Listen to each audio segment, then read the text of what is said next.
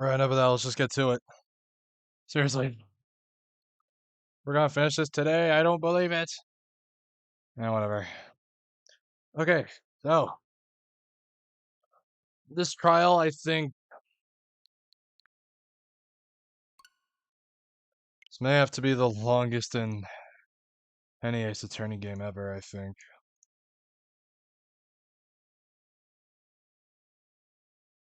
Like, yeah, there's the trial former, then there's the trial ladder, but they split the trial ladder into two. You know?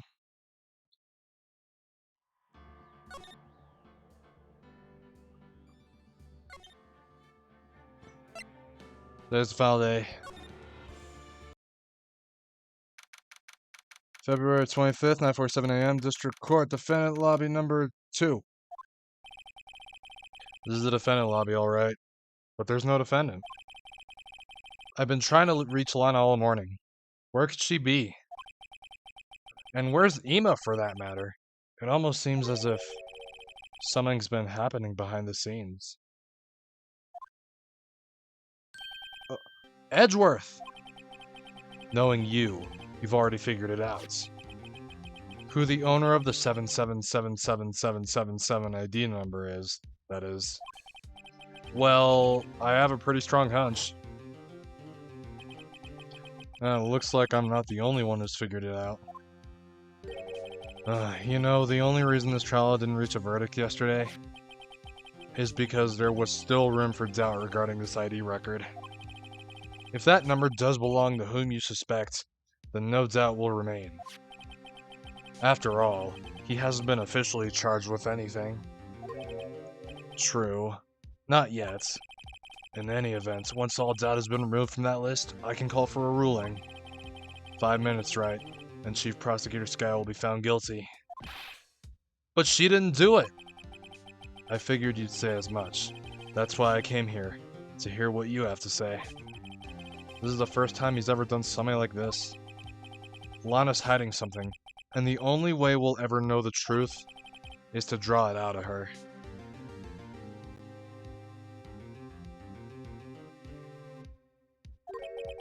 The truth? Hey, give me a second to check something.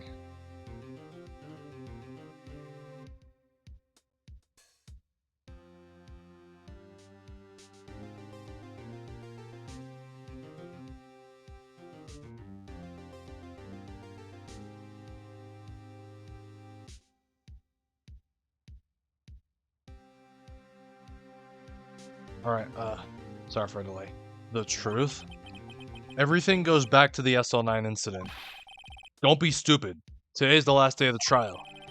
We don't have time to reminisce about the past. That depends on you. If she's found guilty, you'll lose your only chance to find out what really happened. I'll think about it. See you in court, right?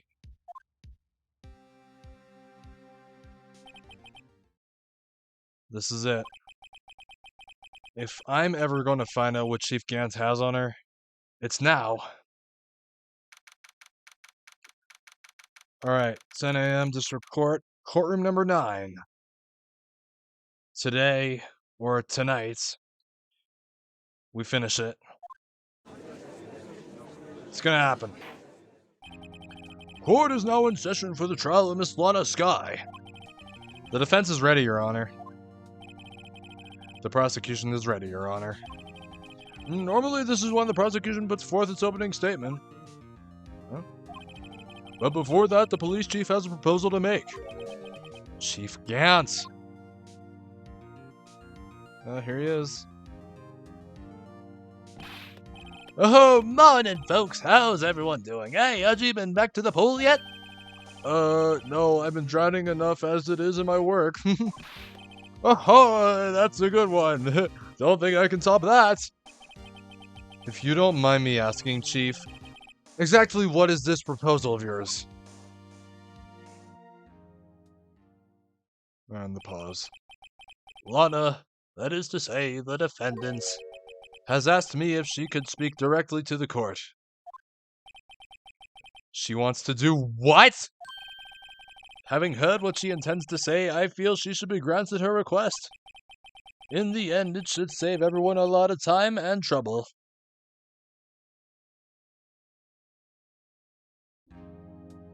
Hey Ash, what's up?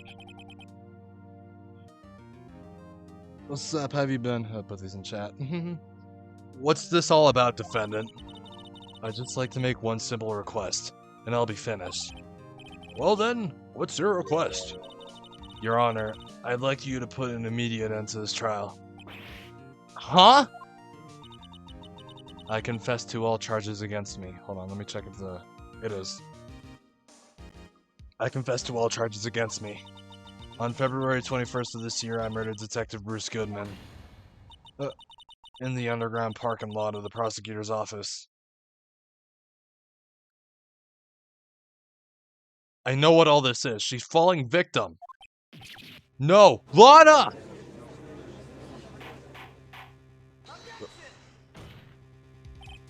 You can't! Your Honor, the defendant's claim does not change the defense's plea. In that case, Mr. Wright, I no longer require your services. But Lana! Your Honor, I hereby forfeit my right to an attorney. The prosecution may lack direct evidence against me, but it has sufficiently proven its case through testimony and circumstantial evidence. I would like you to render your verdict now, if you please. Well, the defendant certainly has the right to self-representation. Her request is legally valid, although this is an unprecedented situation. Indeed, it appears there's no further need to continue this trial, even if Mr. Wright may feel otherwise. Oh, this can't be happening! It appears the time for the verdict has arrived. This court finds the defendant... Edgeworth! One moment, Your Honor. Mr. Edgeworth? The prosecution has not yet proven the defendant guilty beyond reasonable doubt. Any ruling at the stage would certainly be premature. Come now, Worthy. I understand this is a difficult time for you. But why don't you just be a good little boy and keep your mouth shut, huh?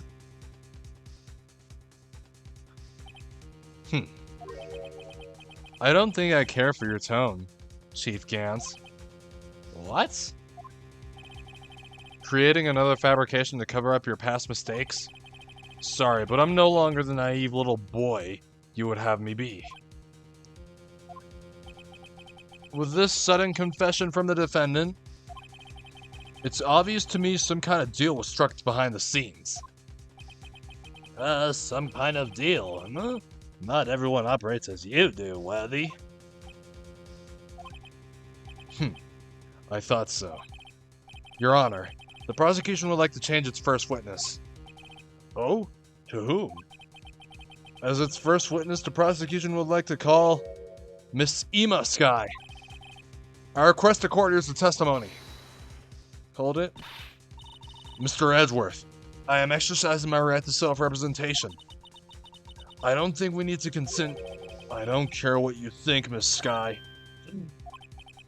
The exposure of truth sometimes results in tragedy. However, no matter how tragic the truth may be, it would be an even greater tragedy to avert one's eyes from it. Very well. The court shall grant the prosecution's request. That's okay with you, right, Chief Gans? Worthy. You'll live to regret this. Mark my words. Miss Ema Sky, please take the stand. Looks like Edgeworth has decided to take the horse by the reins.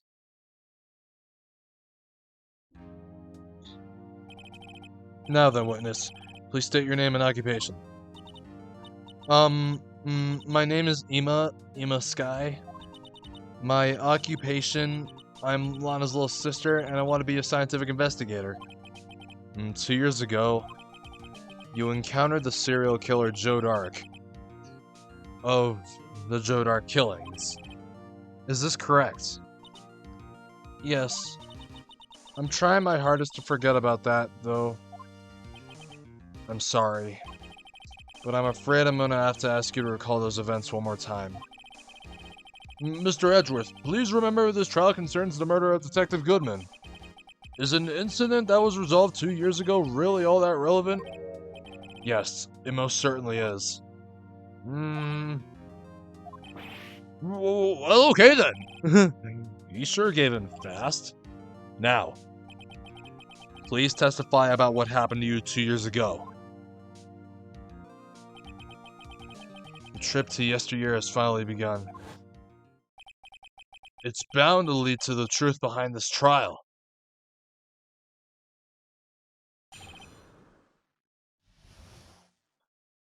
Now, I know I've only started streaming, but I'm gonna have a little break. Just hold on.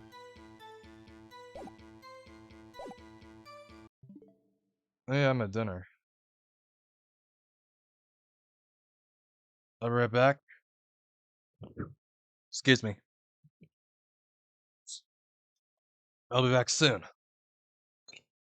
I just hit the thing with my mic, sorry. Give me like 20 minutes, okay?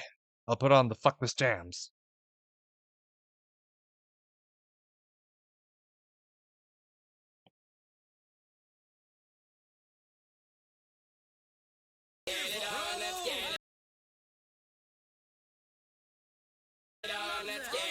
Back soon.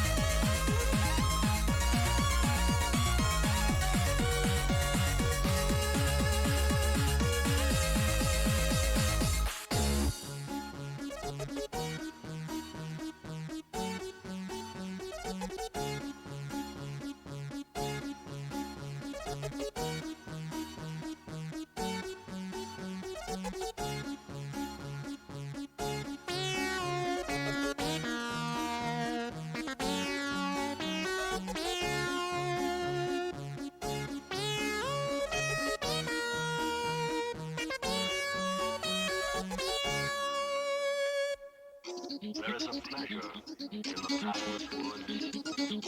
There is a rapture on the lonely shore.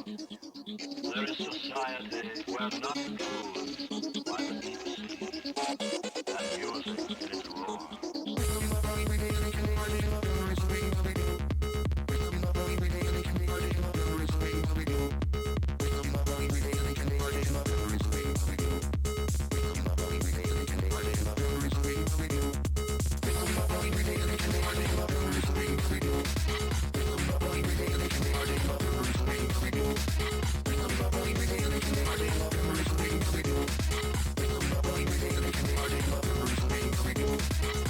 There is a pleasure in the pathless woods.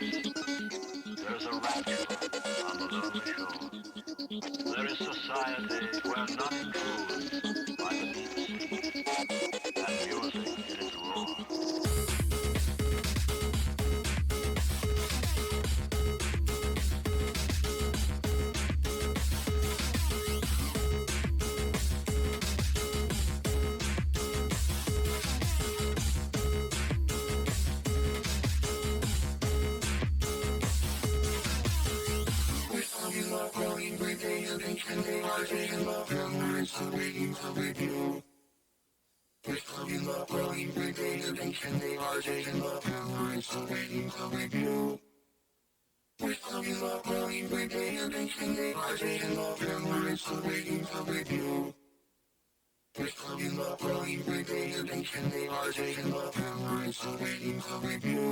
One, two, three, four.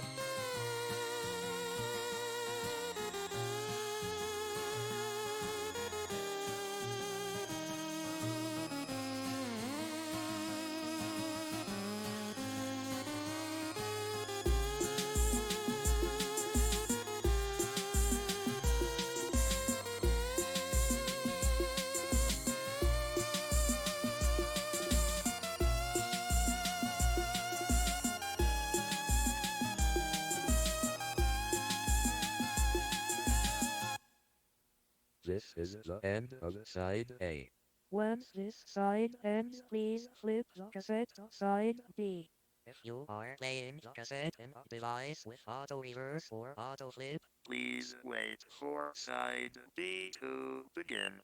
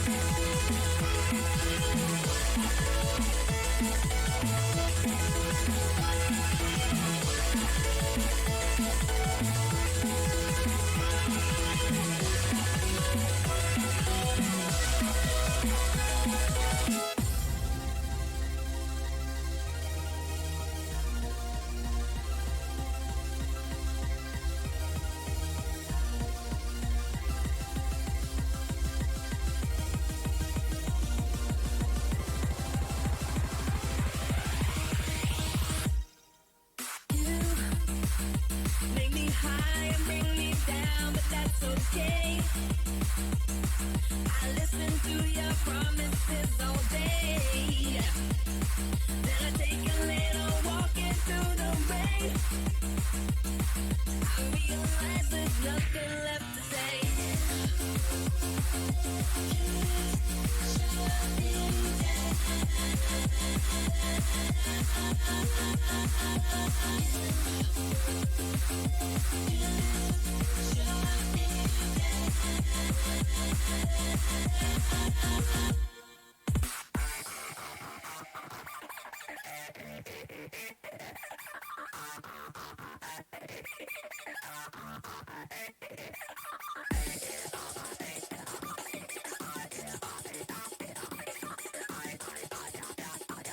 Wait, Crimson.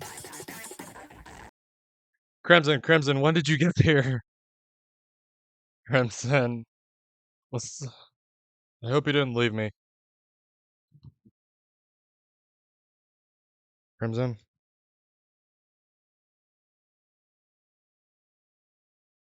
I don't know when you sent that. You didn't? Cool. Alright. Yeah, we were finishing up the case, and the email was starting her testimony. That's what was going on. Alright. One Track Mania. When people actually want to watch me play it. Because no one wants to watch me play it.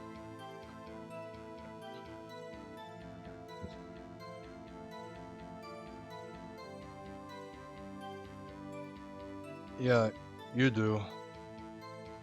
You do. Yeah. Alright, back to the game. I was waiting in my sister's office that day. A man came running in and took me hostage. Neil Marshall rescued me. But I'll never forget what I saw in that instant. The man raised up his knife and stabbed Mr. Marshall in the chest. It's a good thing you weren't harmed. I passed out. I don't remember much. That's understandable. However, please tell me, Mr. Edgeworth, what does this testimony have to do with Detective Goodman's murder?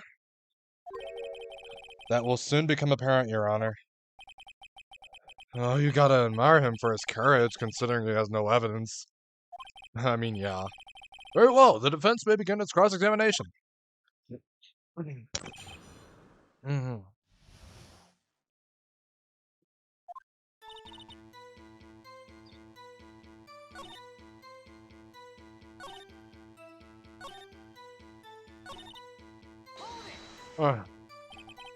What was the prosecutor doing there? That day, there were 2 people present during Dark's questioning.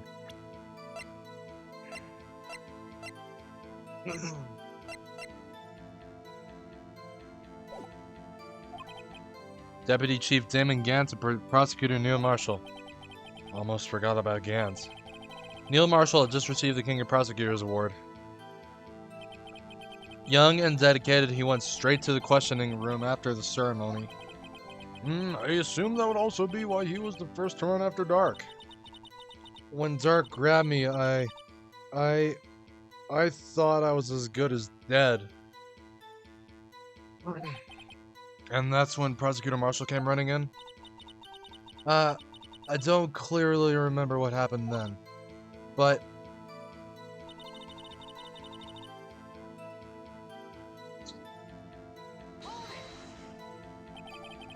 Can you tell us about that? Mr. Marshall jumped on Dark. Just then, the lights went out. The lights? It was just about this time of year. There was a terrible storm going on and lightning struck nearby. So the electricity went out. Wait a minute. If it was pitch dark in that room, you shouldn't have been able to see anything, right? Right, but just then the lightning flashed again outside. That sudden flash left an unforgettable image of the scene in my mind. I see. I told the detective about what I saw then. The detective? Yes, Detective Goodman. He was in charge of the case. Detective Bruce Goodman. The victim. Hear more.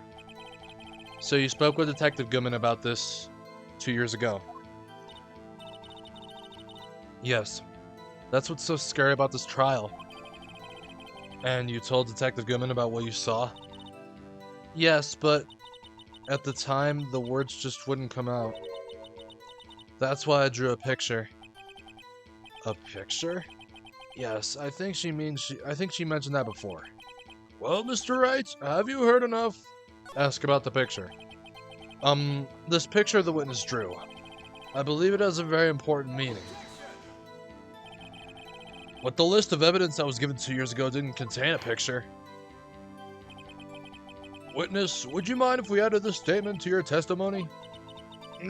Yes, Your Honor. I drew a picture of that scene once, but it seems to have been lost.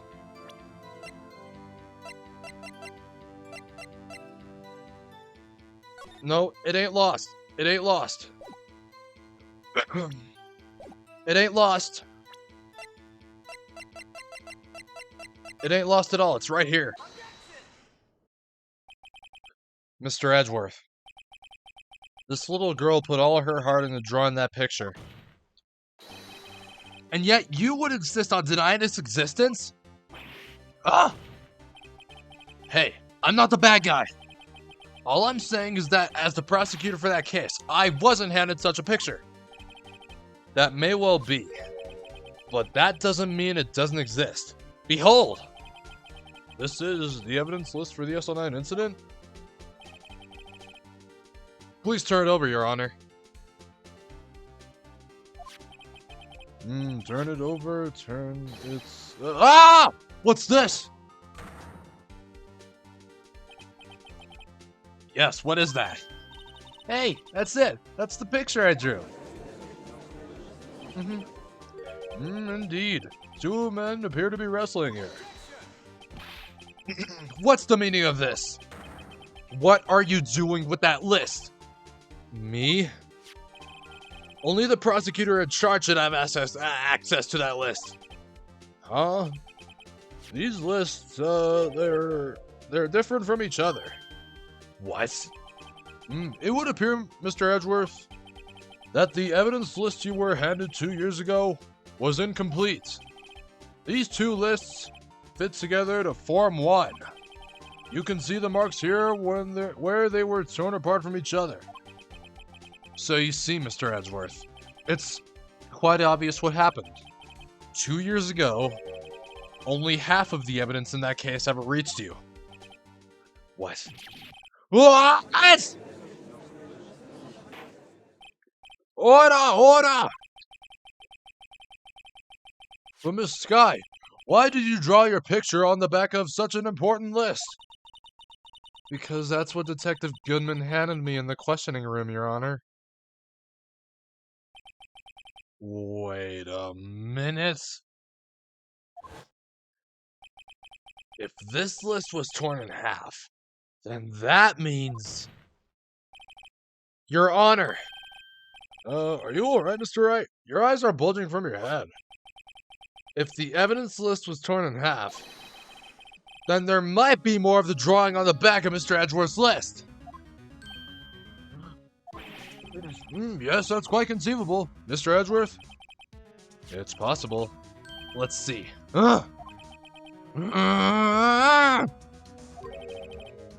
Something wrong? Do you even have to ask? Oh boy. Sorry, Your Honor. There is indeed something drawn on the back of my list. It's that thing! Oh boy. That's that thing. That thing that was dancing in the evidence room. Clearly, this act of vandalism is the work of a certain chief of detectives. I guess he was out of scrap paper.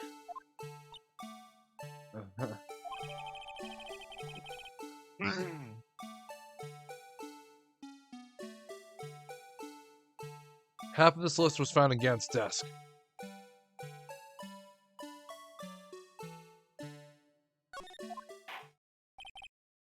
Very well, witness. Will you please testify about this picture you drew 2 years ago? Huh? Oh, yes, sir, Your Honor. What's wrong with Ema? She seemed to be thinking about something when she was looking at the picture. Ema's picture.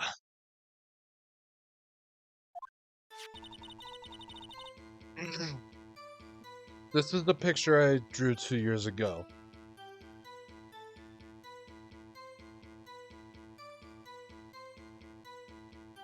Alright.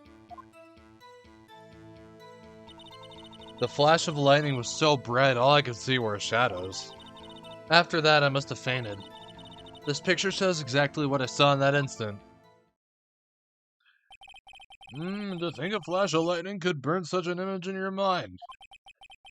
Thanks to that, though, she was able to show us exactly what she saw. Well, I don't see any contradictions here. This clearly shows Joe Dark about some murder prosecutor Neil Marshall. The defense may now begin its trial across cross-examination.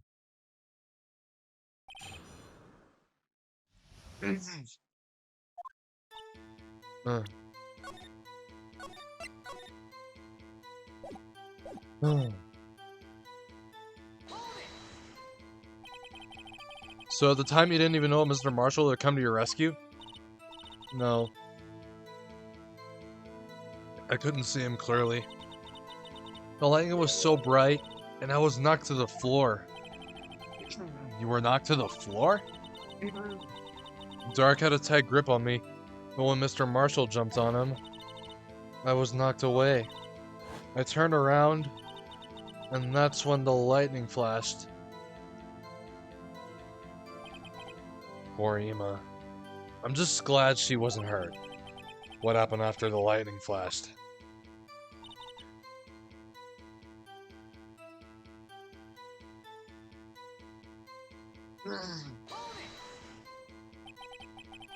You mean you didn't see the actual murder take place?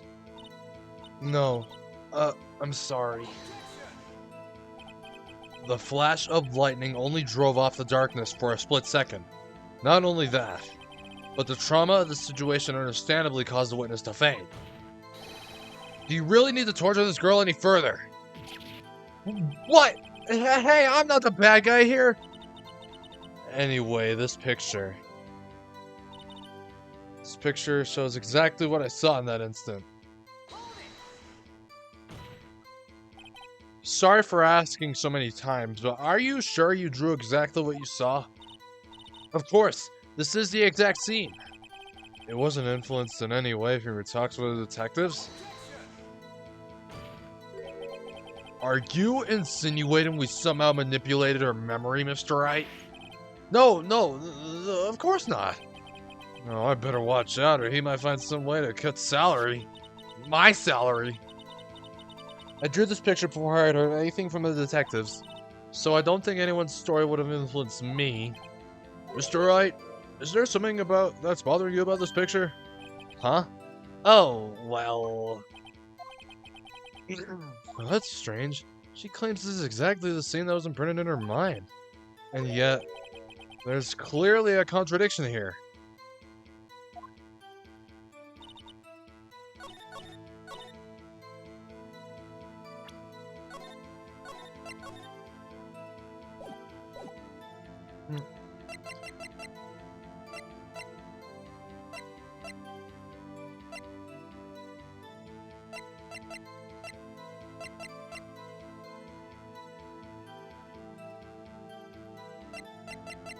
Really? Oh, Sam.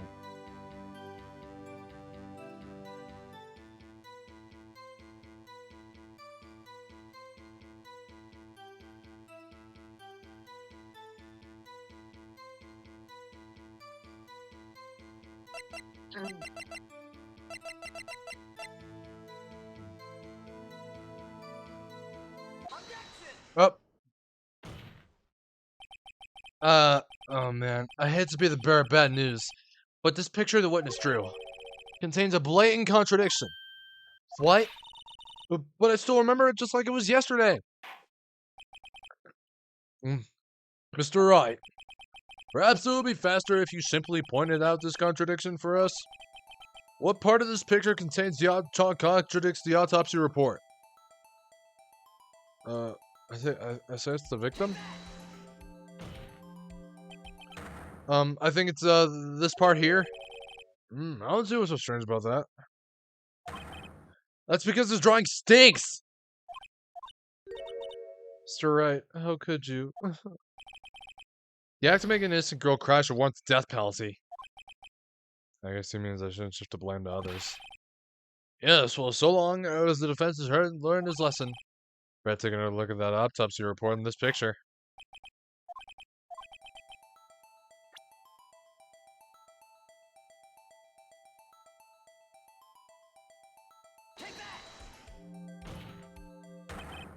The contradiction, of course, lies here. Take a look at the knife the man is holding. If you look closely, you can see its tip is broken. Even I don't have to look closely to see that, Mr. Wright. But Mr. Wright, look at the evidence. See the murder weapon? Its tip is broken too.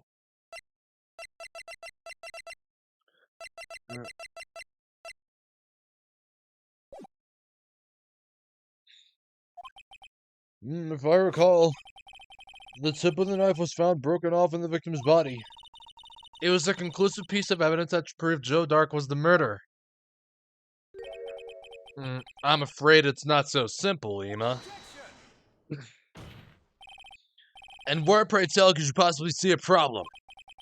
It's obvious, really. The victim suffered a single stab wound to the back. If the victim was only stabbed once, then the murder weapon should not yet be broken. Ah! What's the meaning of this? Perhaps the knife was broken beforehand. Sorry, but I'm afraid that's not possible. The tip of the knife was found inside the victim's body. If it was broken beforehand, it couldn't possibly wind up there. Oh, that's right. But what does this mean? The tip of the knife was undeniably discovered within the victim's body. The only possible explanation is the witness's memory is mistaken. Oh, that's why I asked her so many times and she was sure she remembered correctly. I believe you were annoyed at the time, but she was sure she remembered correctly. But there's no other way to explain this inconsistency. I got so many objections, man. If I had a dime. Not so fast, Mr. Edgeworth. There is another explanation. Have you forgotten already about a little something called falsified evidence? You're treading on thin ice, right? All I'm saying is that this broken knife tip might be the piece of evidence that was forged. You can't deny the possibility. No. Ah! Order! Are you saying the investigation really was corrupted? Your Honor, please allow me to once again go over the events that took place the day of the murder. The police department and the prosecutor's office were holding a ceremony that day. After receiving the King of Prosecutors Award at the ceremony, Neil Marshall questioned Joe Dark along with Damon Gantz. During his questioning, Joe Dark fled the room. Prosecutor Marshall chased after him and was killed by Dark.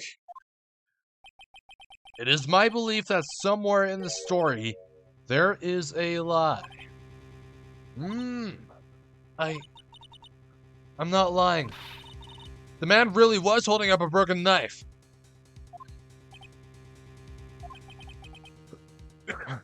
If that's true, then there's no other way around it. This could not have been the actual murder weapon. There must have been another broken knife. What are the chances of there being two broken knives? Another broken knife besides Joe Dark's? Could there have been one?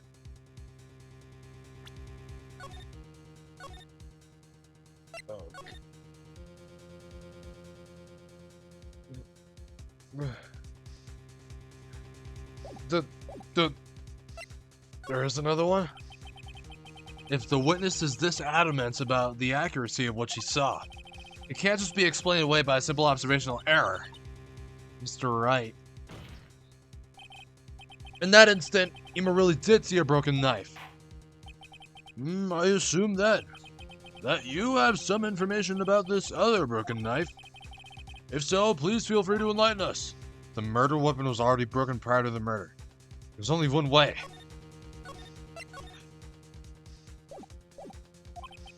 Take a look at this. Here's the real murder weapon.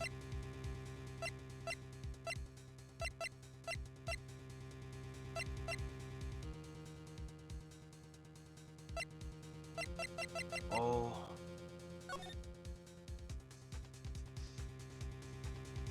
Wait.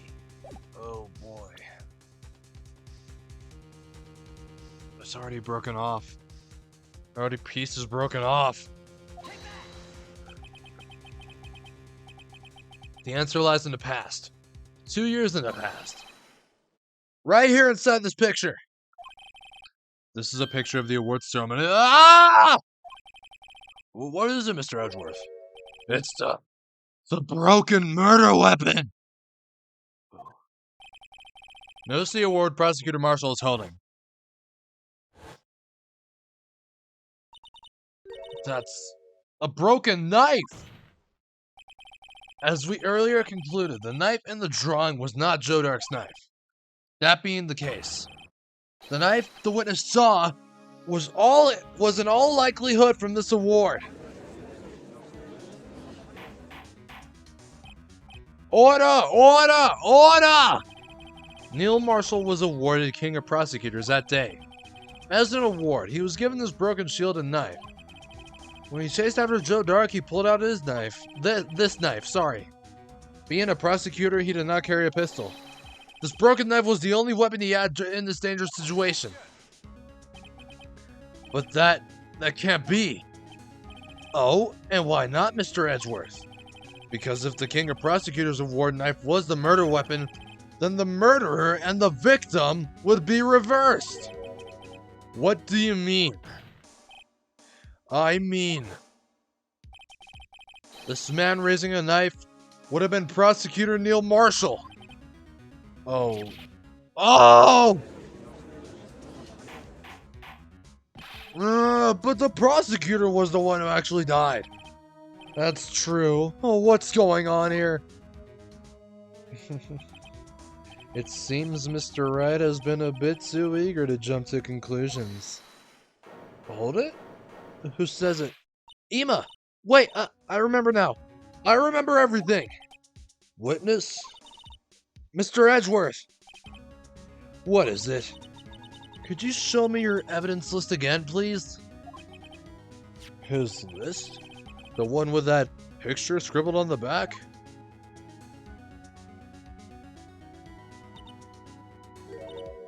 I knew it. This picture. I'm the one who drew it. What? You drew that? That's right.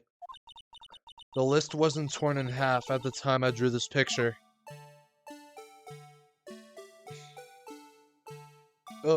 Oh, all this time I've been trying so hard to forget. I must have locked this part away deep inside me. Perhaps it would be best if we added this to the witness's testimony. Would you please tell us what you've recalled, Miss Sky? Yes, Your Honor.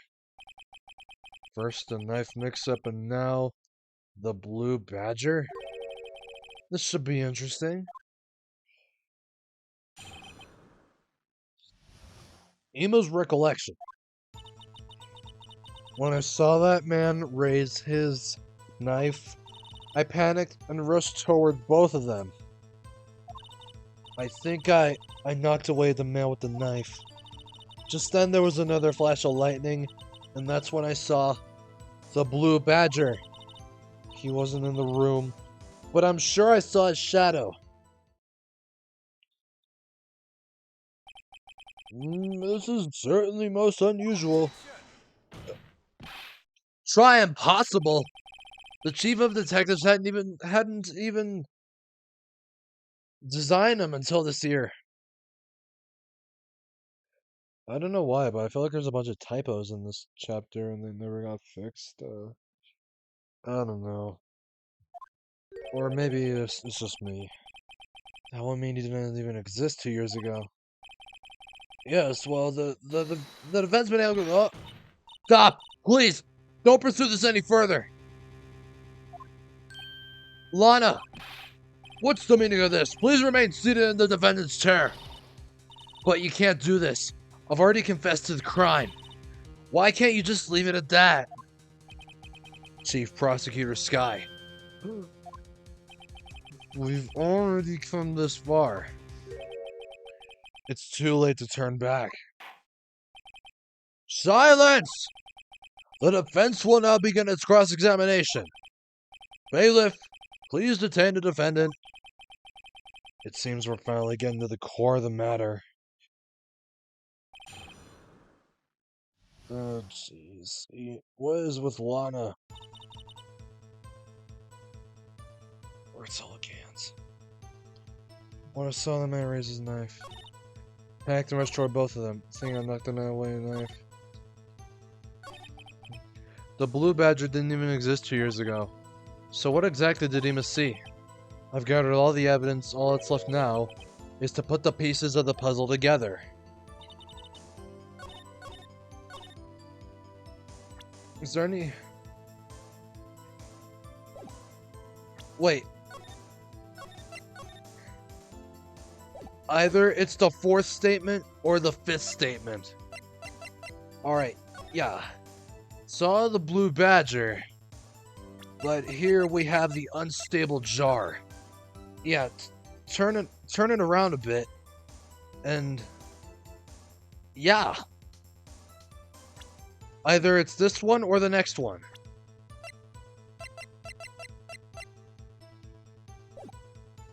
All right, we'll do the next one. Yep. The mysterious blue badger was in fact this. But that's what exactly is that?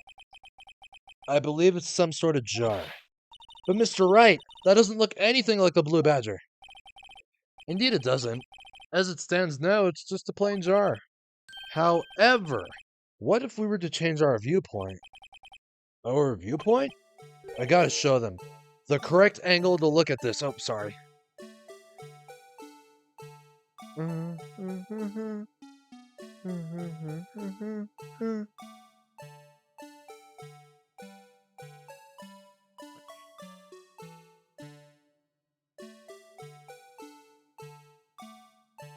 I hope I got this right.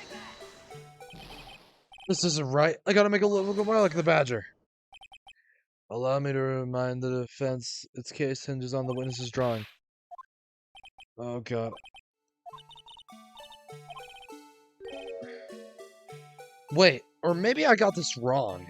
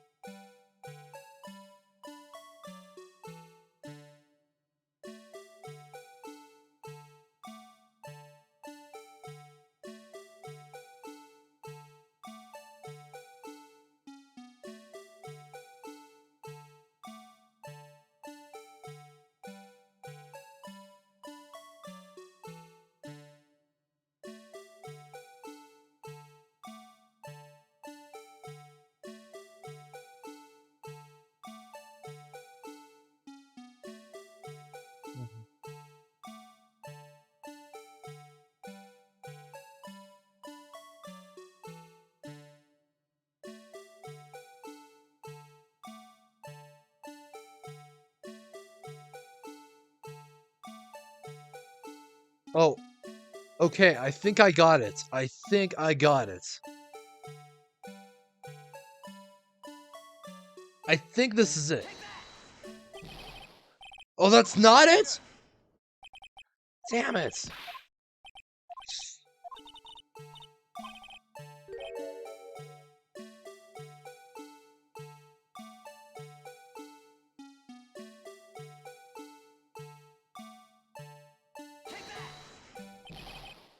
Oh, it's still not right.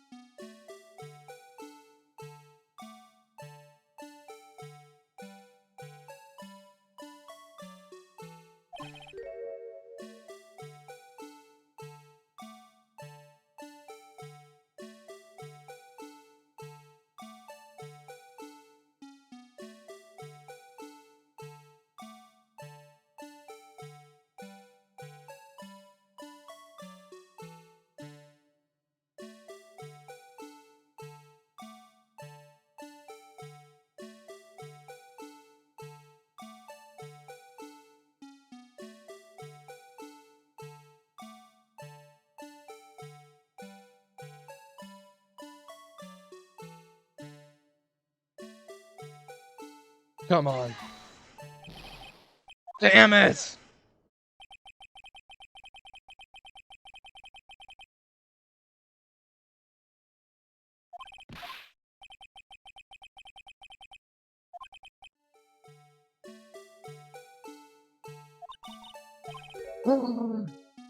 Oh man, I hate this.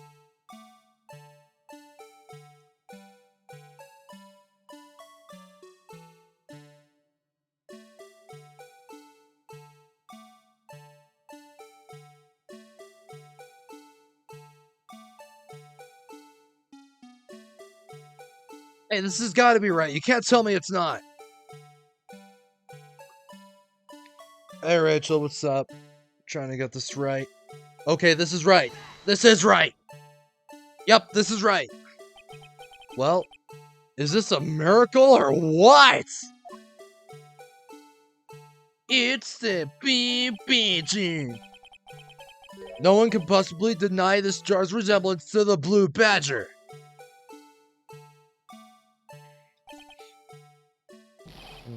No, it can't be.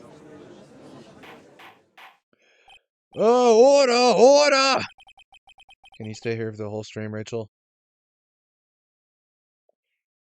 The defense has proven its claim. I want to hydrate.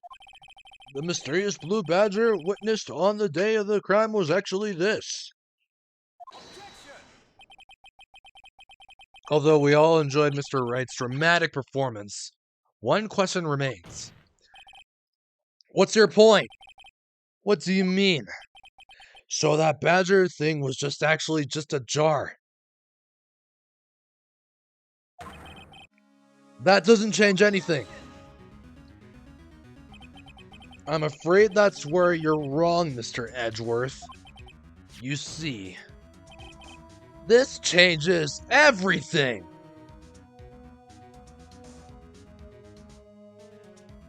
Hold on, I block her. Indeed? Very well then. Please tell us, what's different now that we know the witness saw this jar?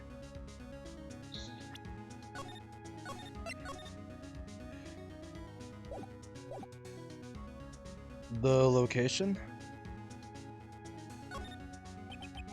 Allow me to take these in turn.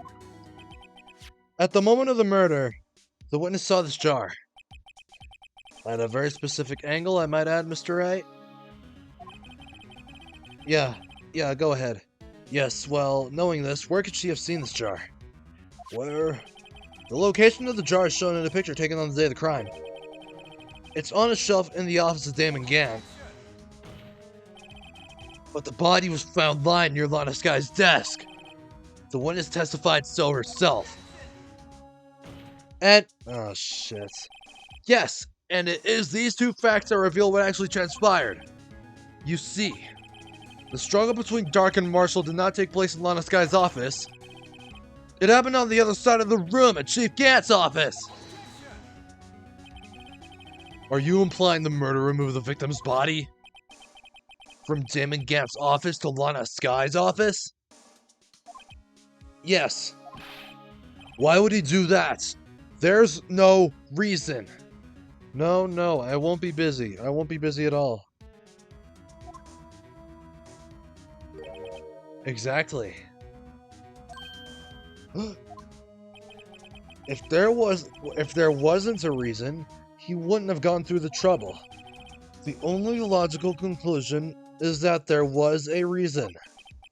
Do you know what that reason was, Mr. Wright? That is, I don't know. I finally figured it out. So this is why Lana tried to stop the trial. It's too late to quit now, though. Please recall the witness's testimony. She said she knocked away the man who was holding up the knife. In the next instant, the jar was hit and flew through the air. Now tell me, what could have sent the jar flying? That would have to have been the impact the man made when he was knocked into the wall.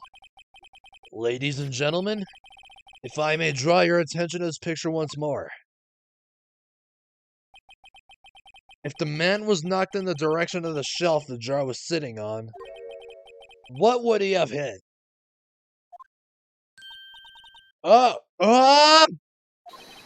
The suit of armor, holding a very sharp and dangerous looking sword.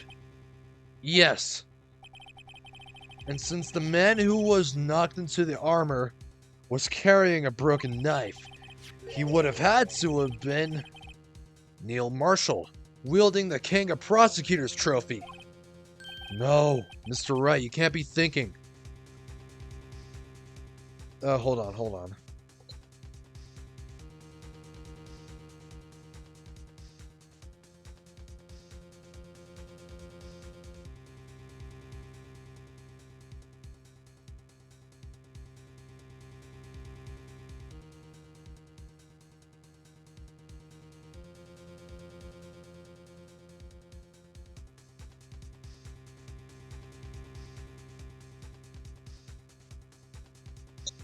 Okay, alright.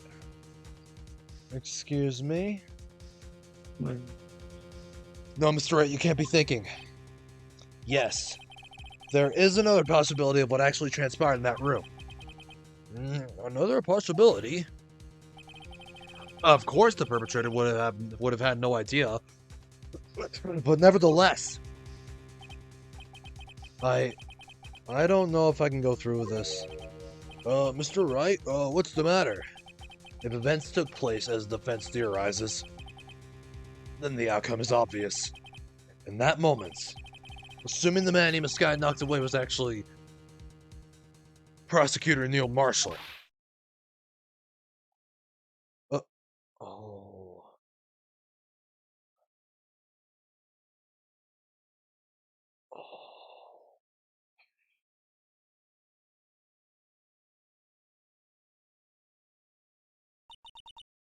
You mean...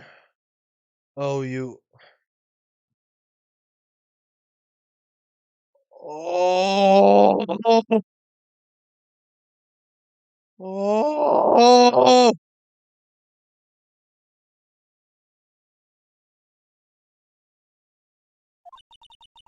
Mr. Marshall died because of me?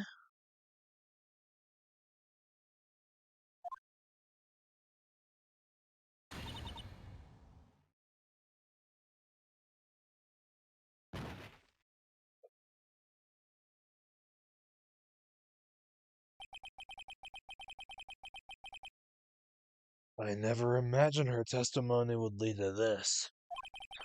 So it was the witness who took the victim's life. Oh yeah, you just push the clipboard. And it will give you a clip of the past 1 minute of my stream.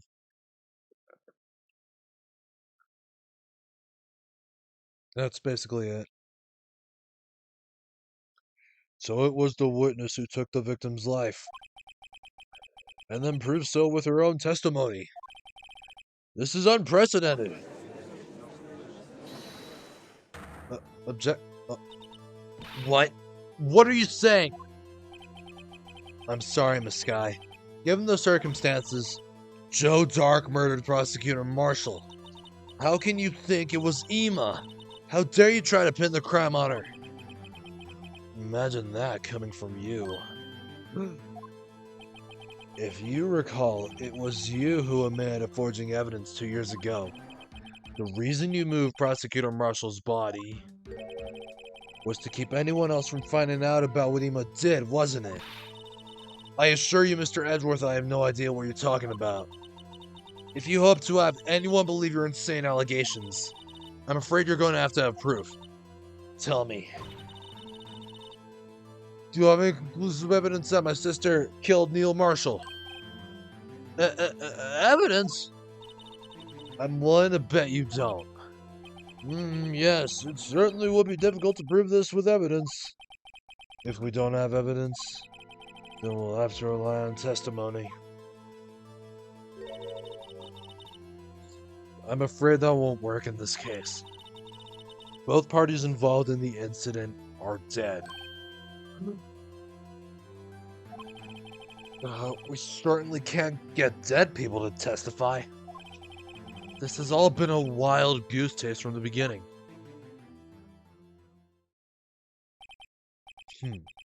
Touché, Miss Sky.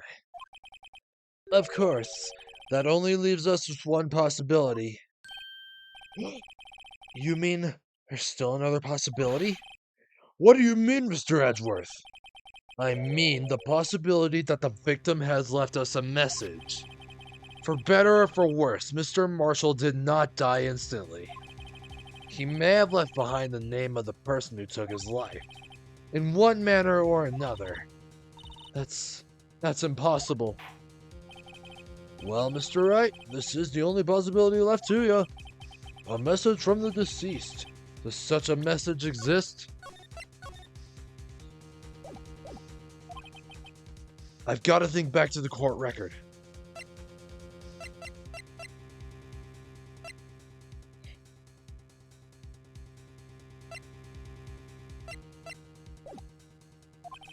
The real murderer's name that the victim may have left behind. The real murderer's name? The real murderer's name.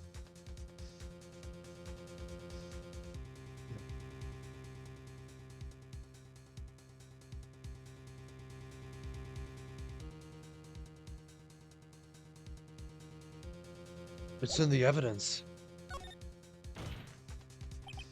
This message from the deceased is already in our possession. Mr. Wright, will you stop at nothing to prove my sister's a murderer?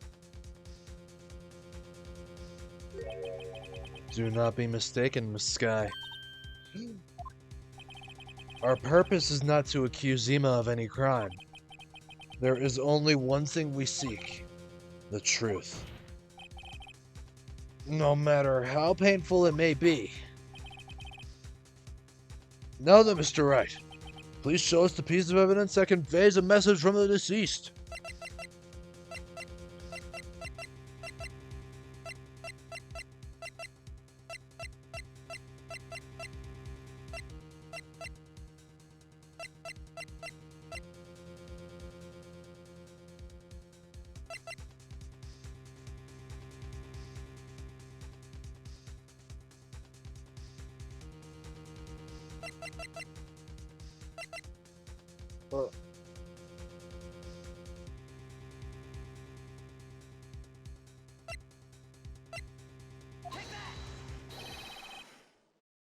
This is the message left by the deceased. This is that blue badger from before, right? Oh, is he going to just speak the killer's name?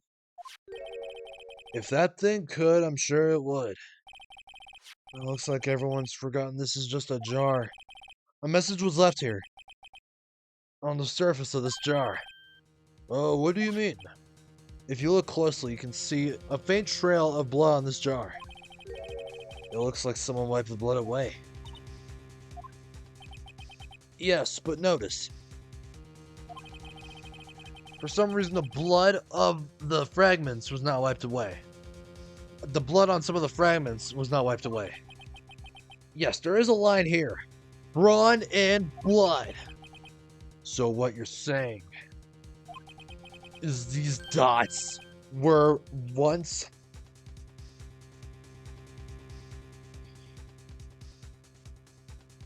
lines. Prosecutor Marshall did not die instantly. He used the few precious moments left to him to leave behind a message.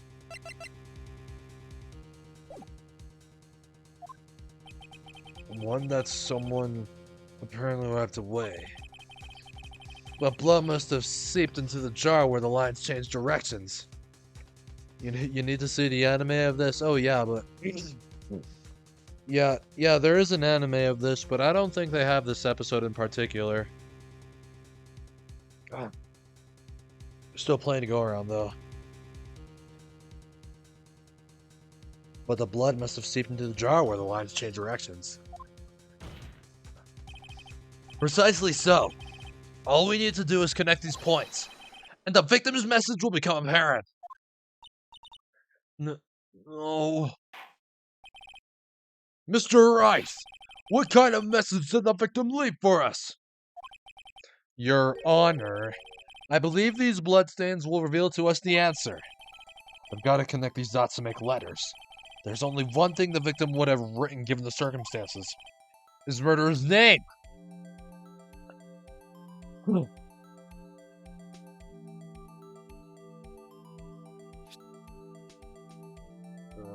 my god.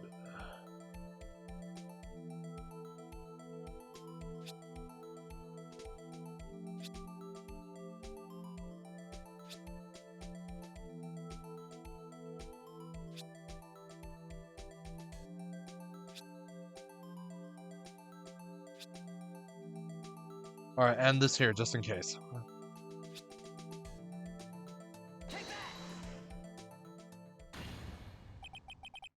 It's a defense attorney's duty to prove their client's innocence.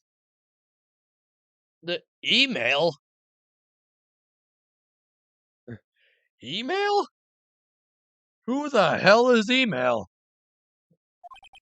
That's why all I've been thinking about is saving Lana. After all my efforts.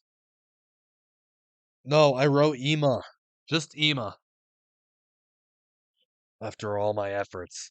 I never thought it would turn out like this.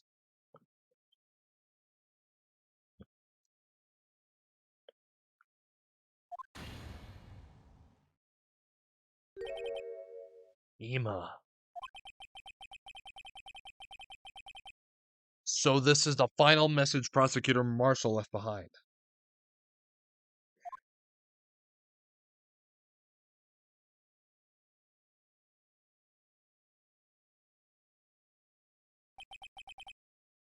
Of all people, she may not have meant it, but in the end, the one who took the victim's life was Ema Sky.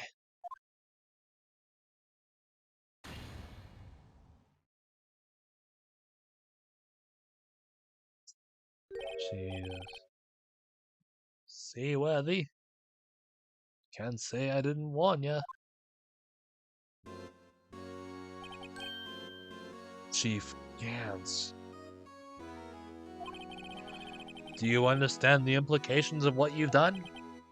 What? What are you talking about? 2 years ago, Joe Doc was sentenced to death. He was convicted because of his final murder. I believe you were the prosecutor in the case, were you not? Yes, Worthy. Because of you, an innocent man was sentenced to death.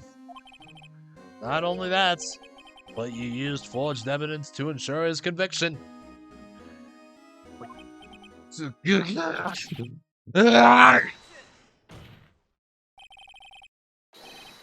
But Joe Doc really was a serial murderer. That's undeniable. I don't know what's going on anymore. I'm afraid that's not important. Didn't you know? We aren't defenders of justice. What? We're merely keepers of the law. Sentencing a man to death is no light matter. Even if there wasn't any cover-up or evidence forgery, ultimately the responsibility falls on the prosecutor in charge. Oh, you got it back. Despite what anyone may say, this fact cannot be denied. Oh, God. What's going on at the prosecutor's office? They might have sent an innocent man to his death. How can he just stand there like it wasn't his fault? Order! Order! Order! Ah! Ah! The gavel's pounding fell on deaf ears. Unable to settle the crowd, the judge declared a recess. Where this trial is headed, no one knows. Jesus Christ. Man, Joe Dark may have been an innocent man. Alright. Alright. This is the last chapter. This chapter, then the game's over. Let's save again just in case. We're coming to the end here. 12:06 p.m. District Court. A fire truck hit. Oh God. You are so random, Rachel. Anyways, sorry, Edgeworth. I didn't mean to get you in trouble. Don't worry about it. This is my problem, not yours. I hope not interrupting anything, pals.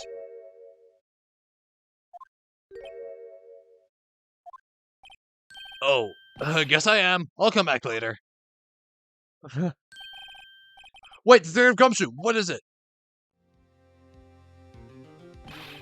You got a lot of nerve, pal, making a detective run all around while on duty. And to top it off, you call me here. I have seen happier people at funerals. I take it Lana's having you run errands again. Let me tell you, this is the last time, pal. Here. She asked me to give this to you if there was a break in today's trial. Evidence law? Edgeworth was talking about this just the other day. You must know the two. You must know the two rules of evidence law. Rule number 1, no evidence shall be shown without the approval of the police department. Is that right, Mr. Wright? Seems so. You could at least study some evidence law. Really. The chief prosecutor also wanted me to give you a message. Message? She said, if you're planning to take him on, you're going to need this book. Him. I guess I'll need to give this book a thorough read. From Miss Sky. Explains the two rules of evidence law. Doesn't look like that book will do any good now, though. All that's left now is the chief prosecutor's sentence. That's where you're wrong, detective. Huh? Haven't you figured it out yet? Why I'm still sitting in that prosecutor's seat? Despite all these allegations being thrown at me? Mr. Edgeworth. The real trial today hasn't begun yet. What? What else is there left to do? Your credibility has been all but ruined with this forged evidence you were unaware of. Even Sky found out she unwittingly caused the man's death. And now you're telling me you want to do more? You gotta be kidding me, pal! You're missing the point, detective. Lana didn't murder Detective Goodman. She merely struck a knife into his dead body. That means the real killer is still out there. What? And we're going to expose him. No matter what it takes. This case has hurt too many people. It's time to bring it to an end.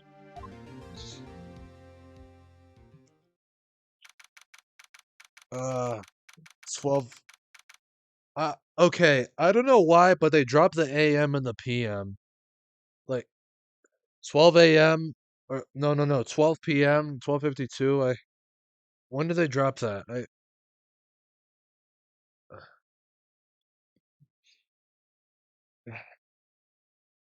This looks like 4 years ago. Still haven't fixed it. I don't think they ever will. Court will now reconvene for the trial of Miss Lana Sky. Mr. Edgeworth? Yes, Your Honor. The inquiry committee is planning to impose harsh penalties for your actions. Thank you for the news, Your Honor. Yes, well... Normally, this is where the prosecution calls for the witness, but, this isn't easy to say. You see, there is some concern that you, Mr. Edgeworth, may have, struck a bargain? You think I may have manipulated the witnesses? I didn't say that! It's just, you see, everyone has been talking and, Very well, Your Honor. I have a solution. A solution? That being the case, the prosecution will allow the defense to call forth all further witnesses. What? But there's no precedent for what you're proposing. Undeniably, this is an unusual arrangement, but a very effective one. It would prove that I haven't struck any deals with the witnesses. Well, Mr. Wright, what do you say? Unbelievable. Edgeworth has found a way to continue this trial. Very well. The defense accepts the prosecution's proposal. Then it's settled. The defense may now call forth the next witness. Mr. Wright, you do realize this is your last chance. If you call the wrong witness, this trial's as good as over. The defense calls... The time's finally coming to bring out the real murderer. The real murderer. Damon Gantz. Damon Gantz.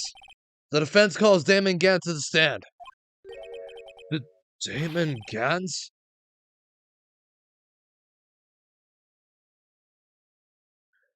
What's his name a pun of? I don't know. What does he have to do with anything?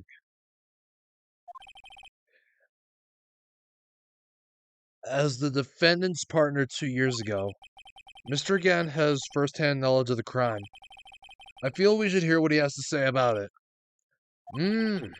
As luck would have it, he should still be in the courthouse. He would also be the least likely to have been manipulated by me in any way. Wouldn't you agree, Your Honor? True. All right, bailiff, please escort Mr. Gant to the stand.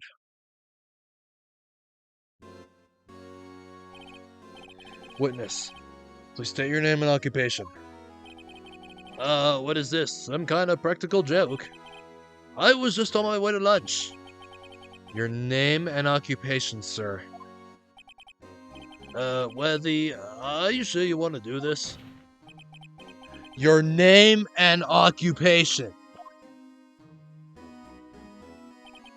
So, you want to play hardball, eh? Please, Mr. Gantz. Fine. My name is Damon Gantz. I am the acting chief of police. Now then, Chief Gantz, the court requests to hear your testimony. Alright, what's with the grim face? First, let's clear up this SL9 incident. Oh, you mean that time when Lana's sister murdered that prosecutor? Personally, I think it's been made pretty clear already. There are still some things unaccounted for. Oh? Like what? Like the role you played in all this. Son, either you're very brave or very foolish.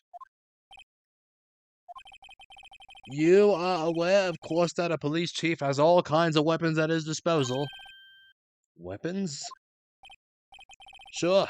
Take my testimony, for example. I don't have to give it if I don't want to. What? Is that true? I'm afraid so. The chief of police has the right to refuse to testify. Of course, such an action carries with it certain risks. Don't worry, I'm not here to hinder your trial. Rachel, are you still here? Rachel?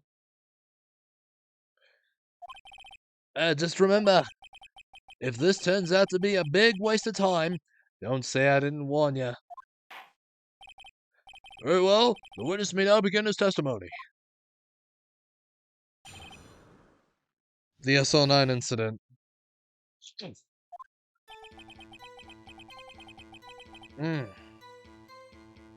As I recall, Neil and I were questioning him that day. To make a long story short, we slipped up. That power outage didn't help either. When I went to my office, I found Lana there. Apparently she had already arranged the crime scene. As you can see, I had nothing to do with the forgery.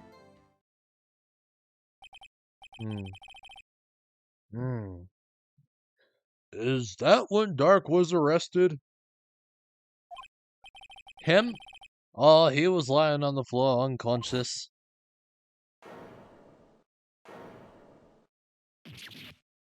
Oh, man. When Ema sent Neil flying, it seems Doc bumped his head. I see. Everything seems pretty clear-cut. If the police chief has the right to refuse to testify, then I'd better hit him hard and fast. SL9.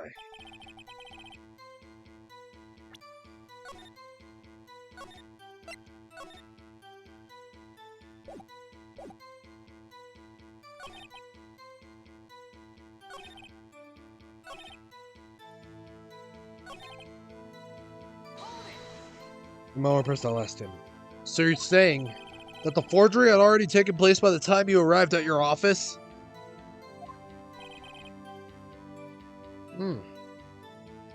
That's exactly what I'm saying. I can understand how Lana must have felt, but moving a body and hiding evidence are inexcusable no matter what the circumstances. Is that how it really went down? Staring at the witness won't do you any good, Mr. Wright. If you're going to stare at anything, you better be off staring at the court record. Worthy. Always the smooth talker. But which piece of evidence ties Gant to the forgery? Lana did admit to forging evidence, but that can't be the whole truth. Somehow I gotta link Gant to the incident.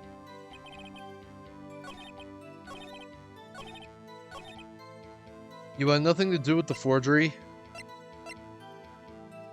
However, half this list was found in your desk.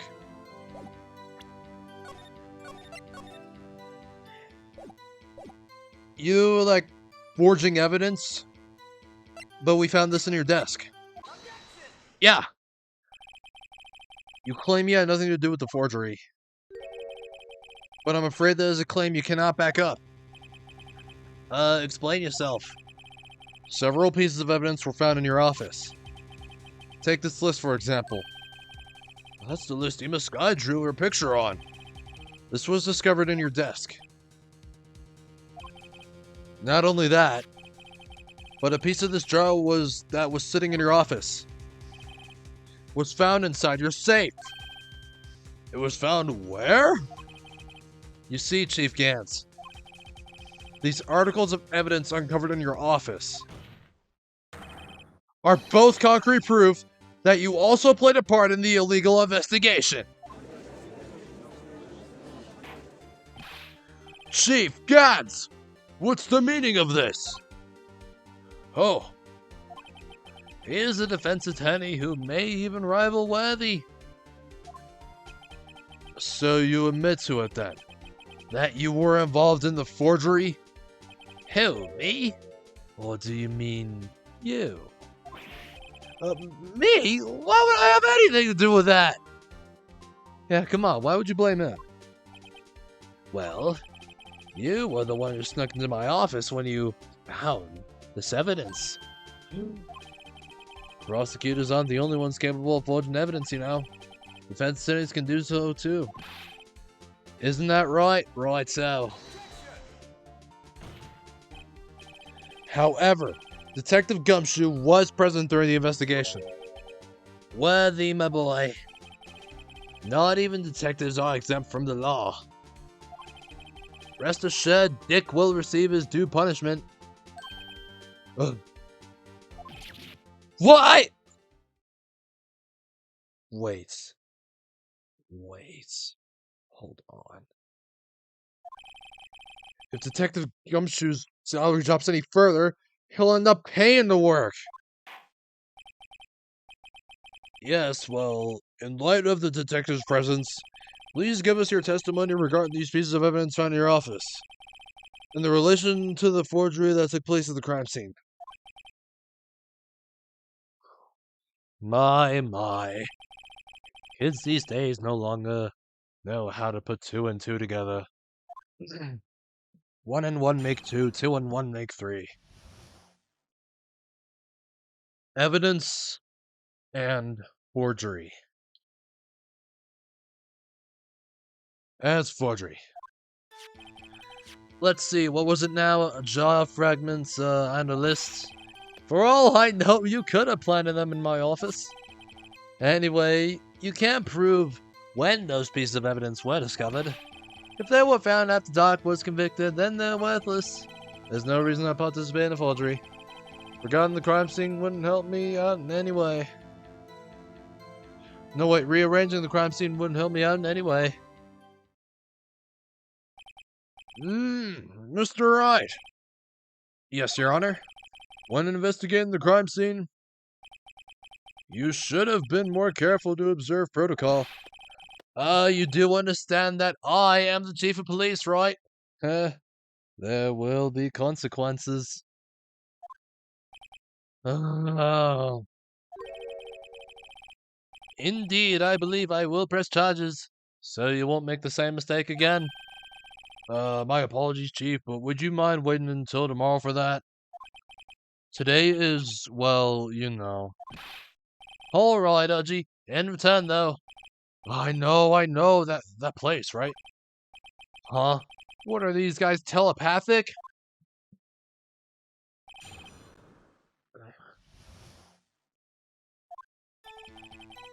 For all I know.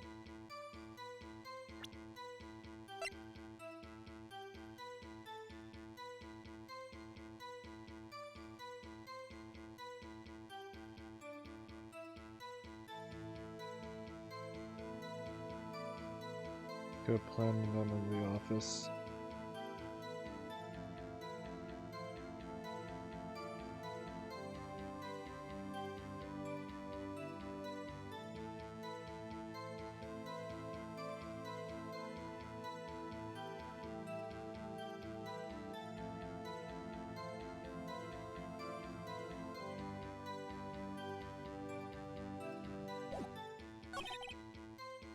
Can't prove when those. They were found after the doctor was convicted, then they're worthless. When was this evidence found? Alright.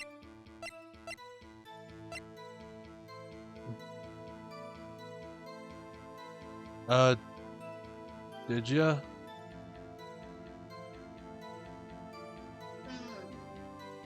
That was my chair. Sorry.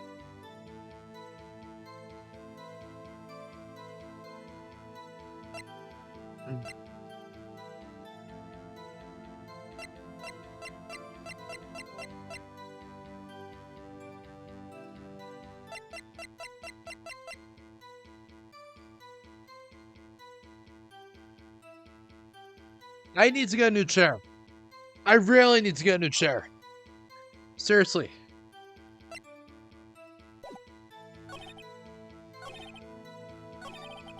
Gantz isn't the one who murdered Prosecutor Marshall 2 years ago.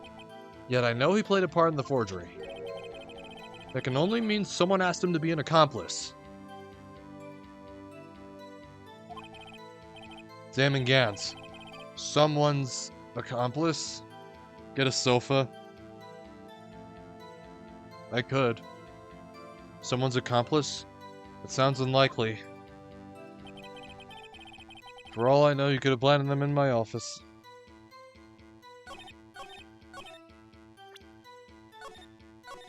Maybe there could have been a reason he participated in the forgery? Alright, let's press it first. How can you look me in the eye and say that? Because I'm innocent. Are you now? Remember? Who was it that murdered Neil? I'm not sure I care for the word murder here. But in the end, the person responsible for Mr. Marshall's unfortunate demise was Ema Sky. Well, now do you see? I don't see.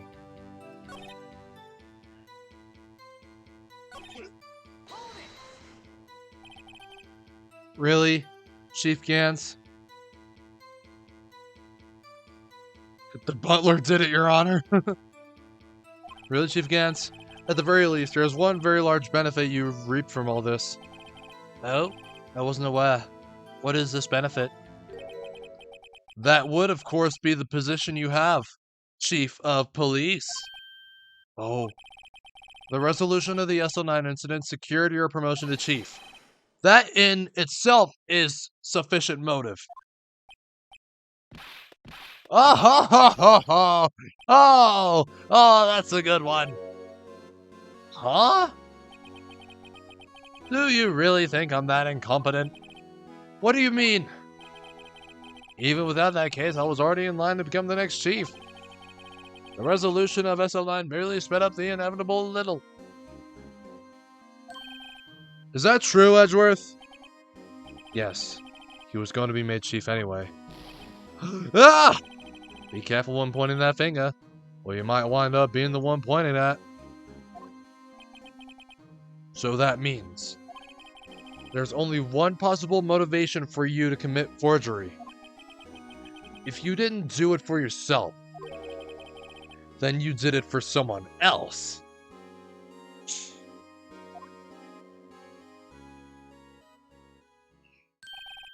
Don't be silly, Wethy. You know me better than that. I like Cookie. Yeah, only 3 people I look out for. Me, myself, and I. There, it's out in the open now. Gee, would you mind if I change my testimony a little? By all means, please do. I wouldn't be anyone's accomplice if there was nothing in it for me. Alright, let's press it first, then we'll present something. Nothing in it for you? Sorry, but the only person I care about is yours truly. That girl, Anna's little sister, was it?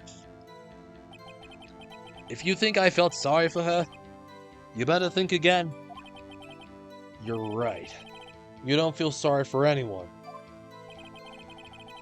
Be tough on crime and tough on people. That's how I was raised.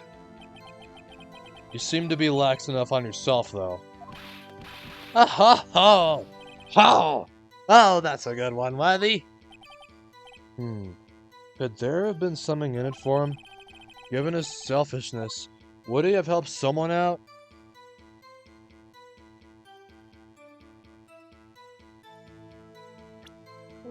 What happened? What happened? Oh, I already know what happened. True, you might not help out anyone for their sake, but if it will benefit you, you might decide to assist someone. Mr. Wrights, it appears you're positively determined to betray the chief. As a nice man who likes to lend people a hand. That's not what I mean! Very well then, who is this person you believe Chief Camp may have helped forge evidence?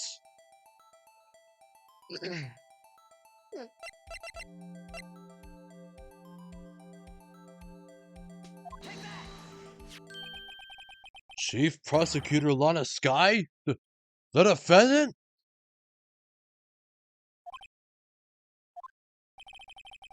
I believe it's quite obvious in light of the circumstances.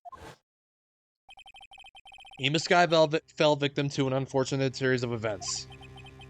Who would want to help her more than her own sister? Lana. And as for Chief Gantz, he would also have a reason to help Lana if she asked him to. That reason, of course, is self-profit. Self-profit? What do you mean? After the SL9 incident was resolved, Lana Sky was appointed chief prosecutor at the prosecutor's office. The person who arranged this job change was you, Chief Gantz. But how would he profit from all of this? He would be able to use the chief prosecutor as his puppet. Essentially, he would acquire unchecked authority over all investigations. Do you mean to tell me that despite the chief's formidable appearance, he plays with puppets?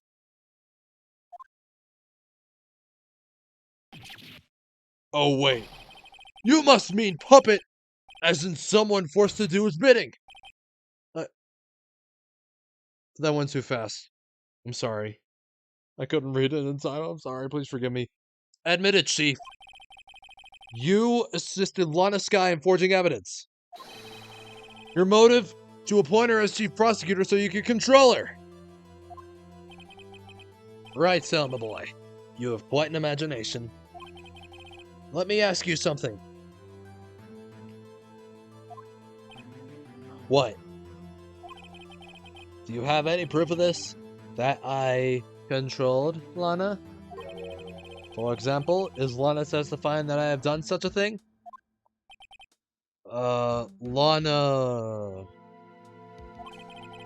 She's keeping quiet to protect Ema.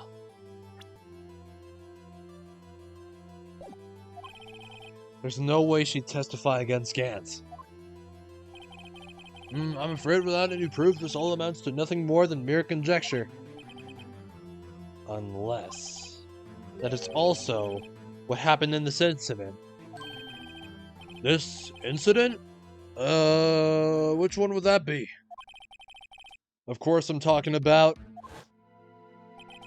the murder of Detective Bruce Goodman. The chief prosecutor has been acting strange throughout this entire trial. Almost as if someone has been controlling her.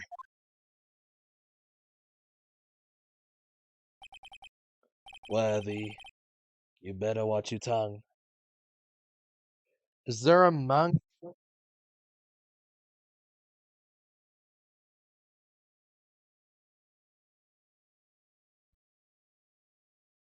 I'm sorry about that. Disconnected.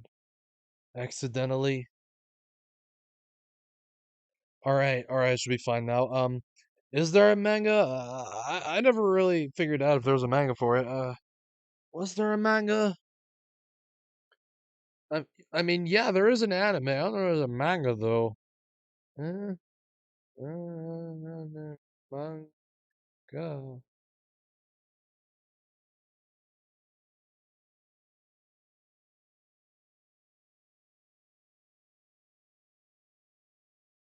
Yeah, there is a manga for it. Well, there is. I don't know anything about it, though.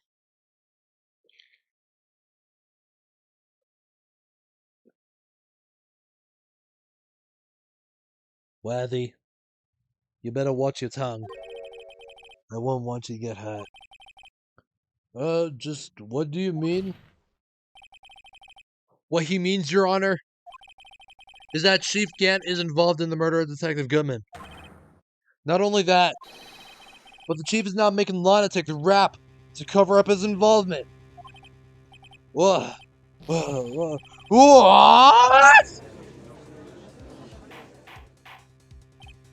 Order! I said! Ah!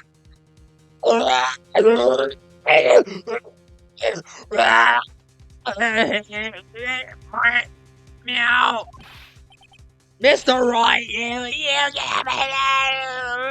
Oh my god, I'm fucking my voice up. Huh?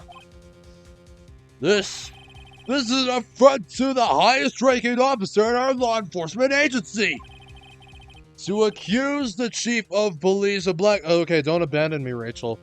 To accuse the chief of police of blackmail and murder... That's...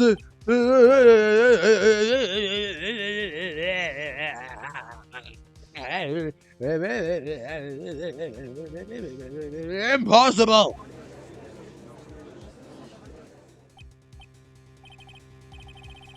Your Honor, I was merely reiterating what Mr. Edgeworth said in easier to understand language.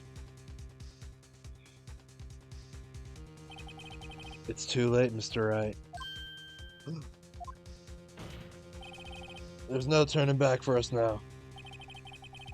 It looks like he's the one who decided to go through with this. Can you prove this, Mr. Wright? That the chief, a high-ranking officer of the law, is involved with this matter?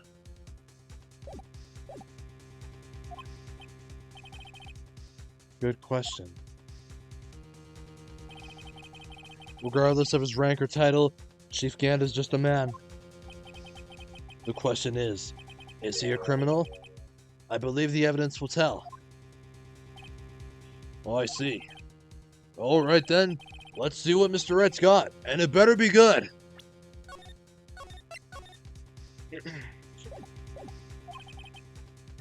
Show us this evidence that Chief Gant ties to the murder of Detective Goodman.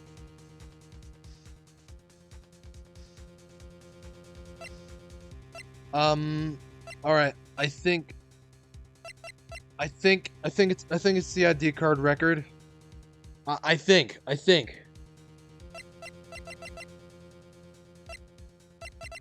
Hopefully. This is the ID card list. Yes, the one that shows who entered the evidence room on the day of the crime. There was one ID on the list we couldn't determine the owner of yesterday. Gremlin! Wait, hold on. Wait, you said rar, so... Meow.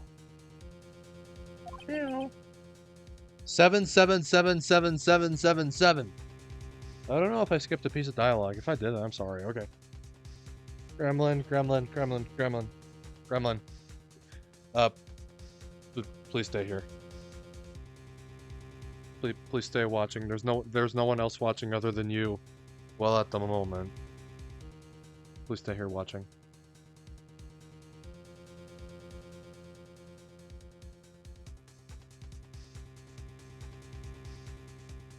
Can you?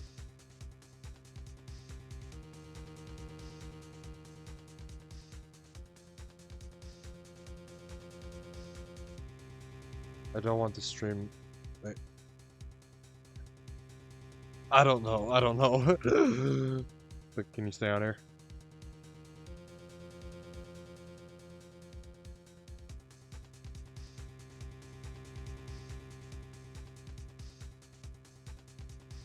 Alright, alright. Well, we're coming to the end of this game here. Sorry, but there's no way you can prove that's my card number. It's your number. What? How do you know that?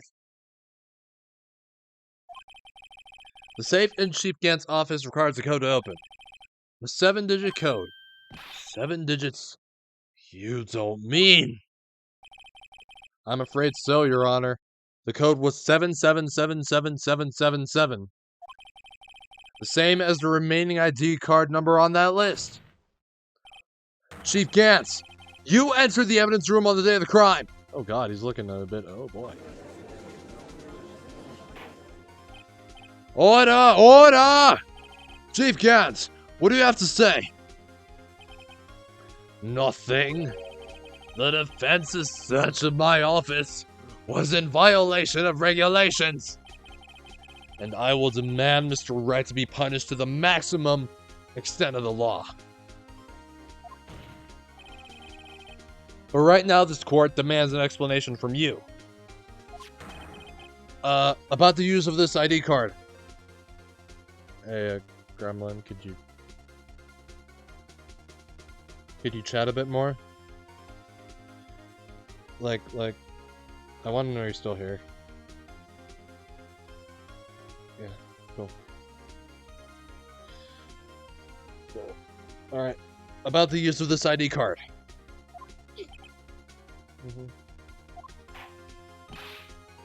Chief Gantz!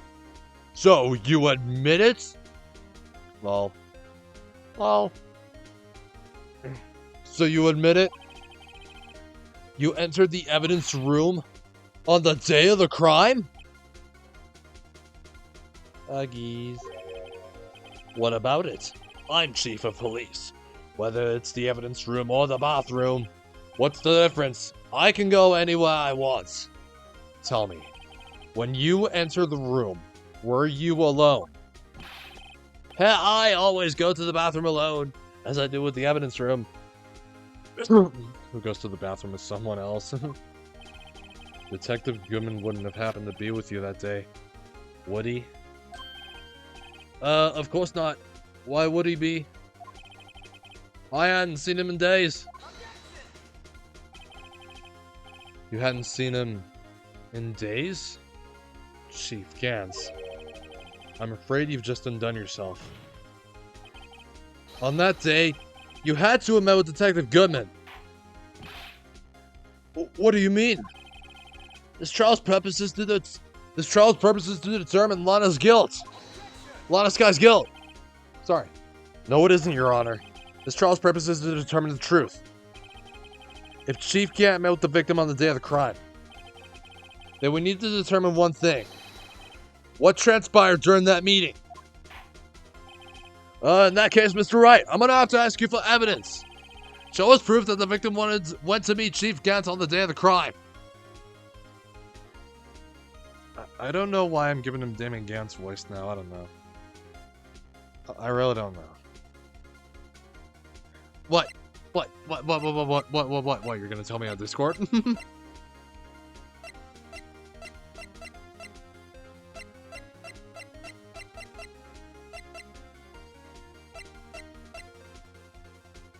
Of course you did. Yes, you did. Yes, you did.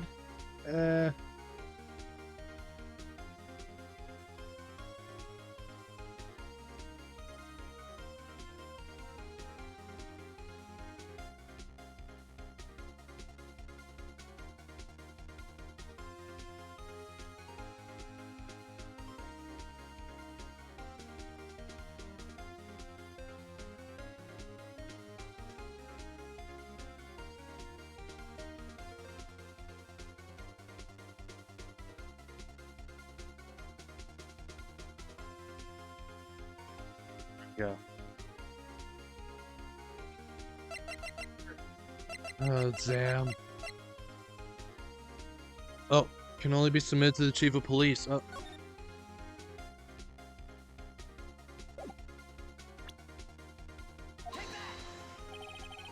Detective Goodman lost his ID card on the day of the crime. Or to be more accurate, Jake Marshall stole it. So Detective Goodman filled out a lost item report. He would have had to give that report to the chief of police. Yet you are in possession of the report, which means you can't be sure if he filed it. He filed it. How do I know, you ask? Because he needed to enter the evidence room that day. He needed to? Yes, to transfer the evidence out. Oh. Detective Goodman took the form to you, Chief Gantz. Then, you accompanied the detective to the evidence room. I accompanied him? There's no other way the murderer and Detective Goodman could have entered the room. Hold on. Let me guess what you're gonna say next. I, Chief of Police, murdered poor Goodman.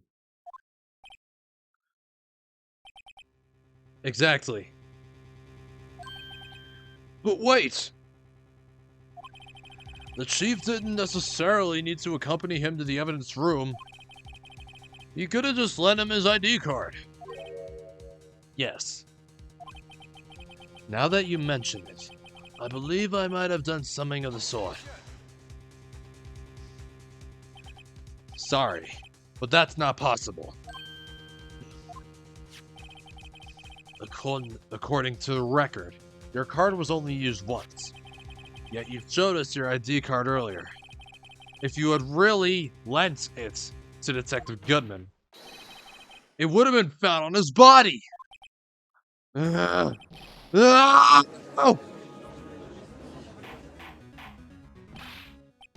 Chief Gantz! You didn't! The murder was most likely a spur-of-the-moment crime, for no one in their right mind would choose the police department as a place to commit murder. After the murder, you contacted Lana at the prosecutor's office. Why? To dispose of Detective Goodman's body, of course. You're forgetting, Mr. Wright, that the victim's body was discovered in the prosecutor's office parking lot. How did he manage to move it there? Well, I was at the police department the entire day, you know. And everyone's aware that Lana stayed at the prosecutor's office after the ceremony. Everyone except me, it seems. Still, you're the chief of police. You have an entire police force at your disposal.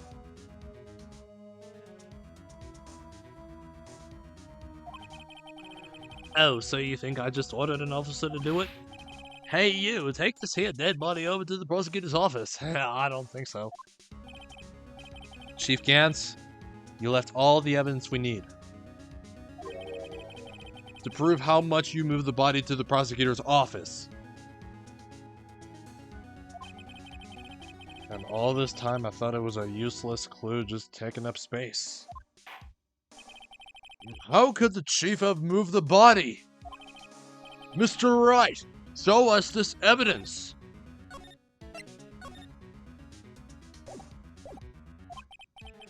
To move the victim's body, Chief can't use this.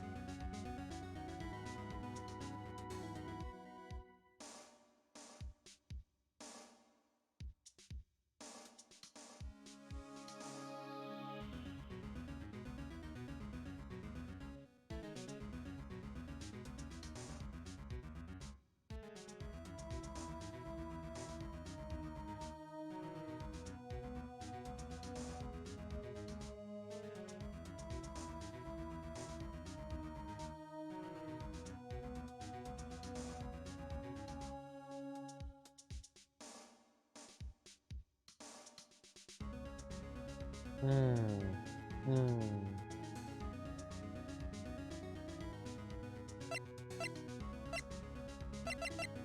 Chief Gantz? What did Chief Gant?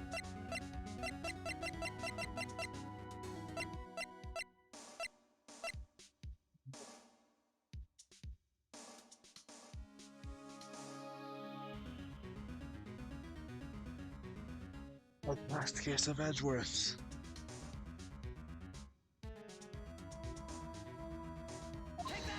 Back. Cool.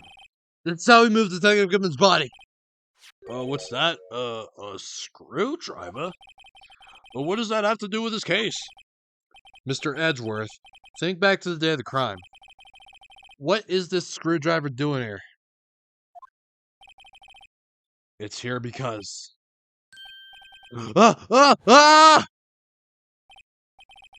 I was asked to go.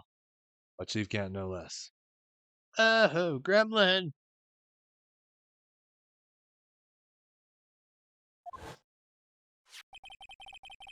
He told me he wanted me to keep it here in the prosecutor's office.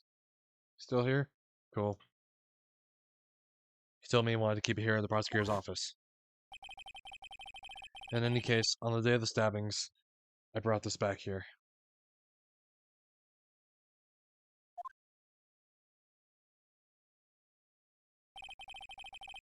After the ceremony ended that day, I didn't plan to return to the prosecutor's office. But you did. Because Chief Gantz asked you to. You mean I... The body was found in the trunk of Mr. Edgeworth's car. I think it's obvious what happened. The body was moved by that car. Detective Goodman's body was carried in the trunk of Mr. Edgeworth's car. Yes. Unless, of course, you have another explanation, Chief? Why else would you have asked Mr. Edgeworth to transport evidence from a closed case? There's only one plausible explanation. To transport the body to your accomplice, Miss Lana Sky. Order! Order! Order! Oh, what's going on here? Is there no room for rebuttal to the defense's outrageous accusations? Think back to the photograph Miss Starr took of the prosecutor's office. This was not a photo of the body being stuffed in the trunk to be taken away. It was exactly the opposite. Is it a photo? It is a photo of the body being taken from the trunk. Chief Gantz, please, say something. I believe your time's up. My time's up? Sorry, Righto, but I'm having lunch with the District Attorney General after this. We have to get going if we're to make it in time for the early bird special. But the cross-examination isn't finished yet. Remember what I told you earlier? The police chief has all kinds of weapons at his disposal. Weapons? Like the right to refuse to testify. I'm invoking that right now. What? That is not a right to be casually invoked. There are certain risks to be considered. So you're going to just run away after all this? Run away? Okay, bite me. Bite me, Nora. Gremlin, sorry. Bite me. Alright. Run away? Don't make me laugh, Worthy. I stabbed old Goodman. That's what you're saying, right? But if you had any conclusive evidence, you would have presented it by now. Well, You think I had Lana dispose of the body?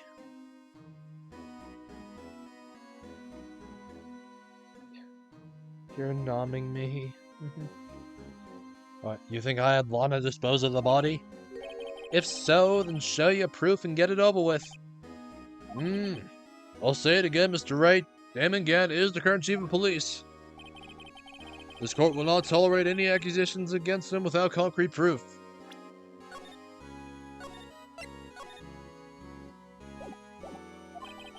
Well, Mr. Wright. Your Honor. Do you have any concrete proof? Proof that Chief Gant murdered Detective Goodman and made Miss Sky dispose of his body? Do I have any concrete proof?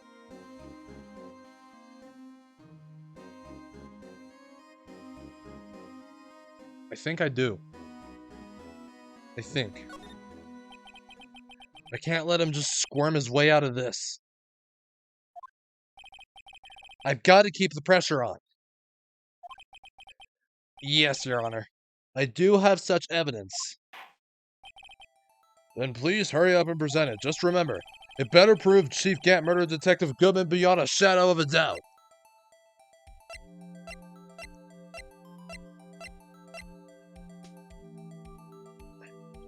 That's Marshall's fingerprints.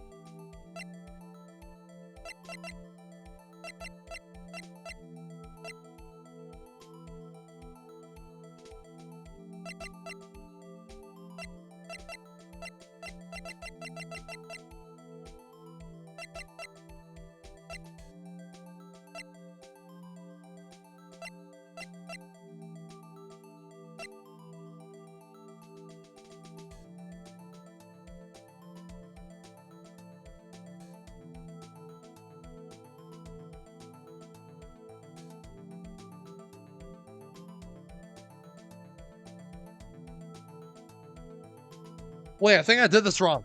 I think I did this wrong.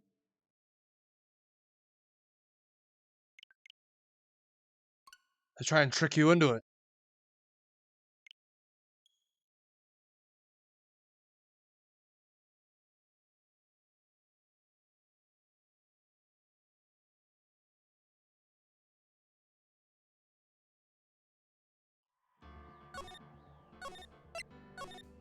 Alright, hopefully I saved it at the right time.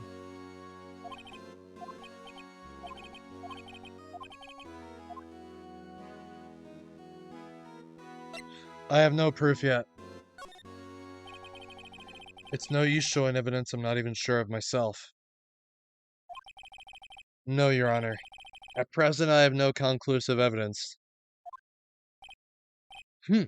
See, Edgy?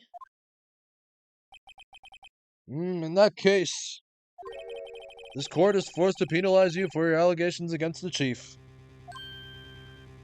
What? Here's a tip. Never gamble what you can't afford to lose, righto? Wait, why am I examining? I accidentally pressed the court record, damn it. It seems that Lady Luck was on my side again today. Okay, Edgy, I'll leave the rest to you. Oh,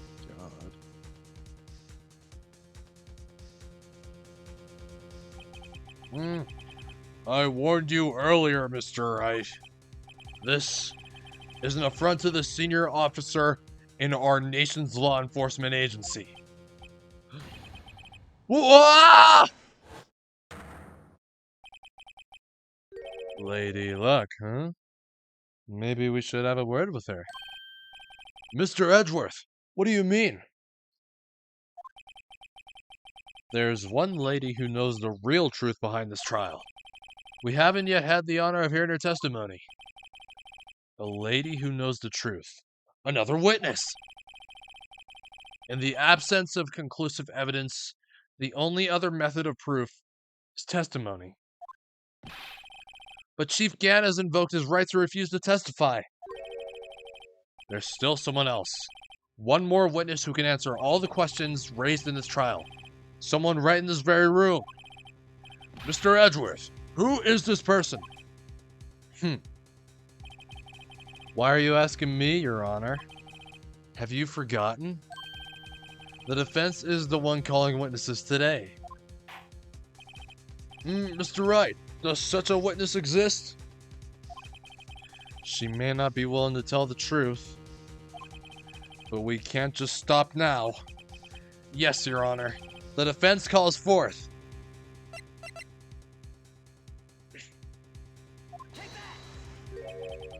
The defendants, Miss Lana Sky?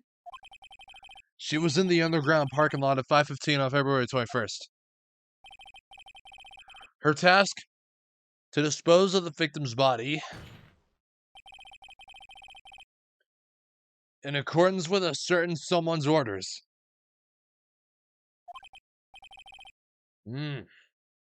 Mr. Edgeworth. The prosecution has no objections, Your Honor. Very well, the court will now take its final recess for the day. In 15 minutes, we will reconvene to hear the defendant's testimony. This court is now in hold on! Huh? Chief Gowns, I thought you were going to eat. Listen good, Lana. He's talking to Lana. I don't think you need me to tell you this, but if you accept Mr. Wright's claims, there will be terrible consequences. This proves. That's right.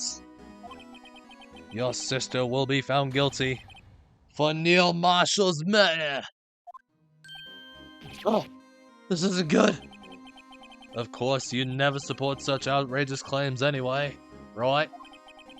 Just something to think about. Alright then. I've got a lunch date to meet.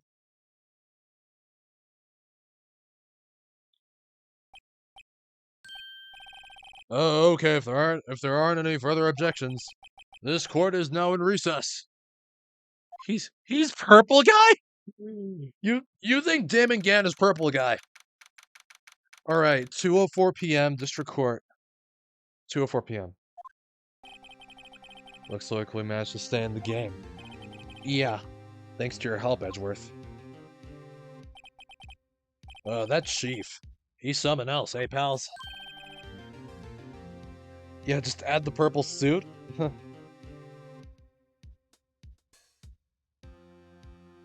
Detective Gumshoe. Oh, sorry. Ha ha ha! I'm not a detective anymore. Oh yeah. Sorry about that. Don't worry. I've already decided where to work now. At your office! My office? Sure! I'll take the place of that top-notch girl you used to work with. Could he mean Maya? Still, looks like we're all out of moves now. Chief Cat's done it again. How is it he always gets the upper hand? It's not fair he has the right to refuse to testify. Settle down, right? Remember what the judge said? But Chief, it is not a right to be casually invoked. There are certain risks to be considered.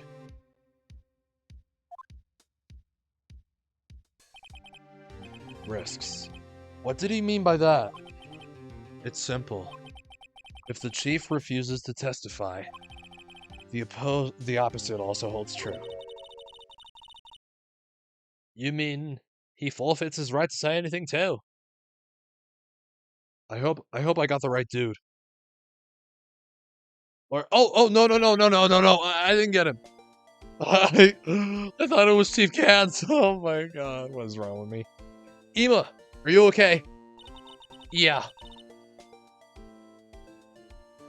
Did you hear my chair again? I don't even know.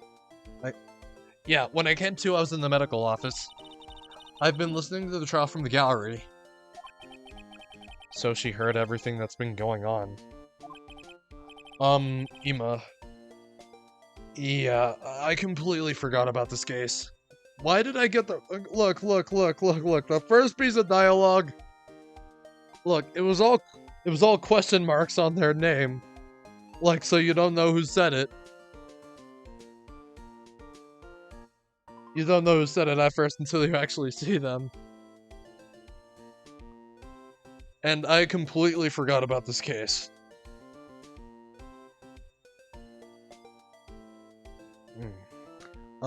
Ema. I'm sorry for what I said before. No, don't be. It was the truth. You know, it's funny. I almost feel somehow... relieved. Relieved? Yeah. No, I finally know what really happened. To think that all this time, my sister was being blackmailed by that terrible man. And she did it all just to protect me. Ever since her appointment as chief prosecutor, everyone who knew her said she changed. Perhaps it was easier that way for her. What do you mean? What do you think I mean? To follow Chief Gant's orders. She must have, shut herself up deep inside. To force herself to do anything and everything the Chief told her to do. That must be why she became so cold. It was all my fault. It's all because I murdered Mr. Marshall. Hey, don't go blaming yourself now. If you want to blame anyone, blame society, pal. Chief Gant may be able to fool everyone else with his forgery, but he can't fool my memory. I remember now. I knocked Mr. Marshall into that armor. I see. Well, we better get back. It's time for the final act. Ema, why don't you wait? No. I'm going with you. I want to be there. When Lana tells the truth. Let's go, right? It's time to end this. Well. The moment of truth. Okay, for real. Okay, for real this time. This is the final curtain call. There's 2 trial ladders. This trial is really long.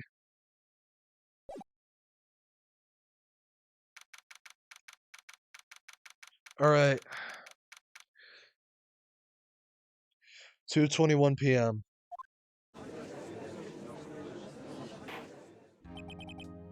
The longest and the most difficult case in the game.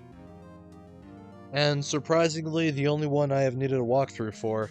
Like, I needed to pull up a walkthrough for this, because there were some things that I forgot about, and some things I didn't figure out.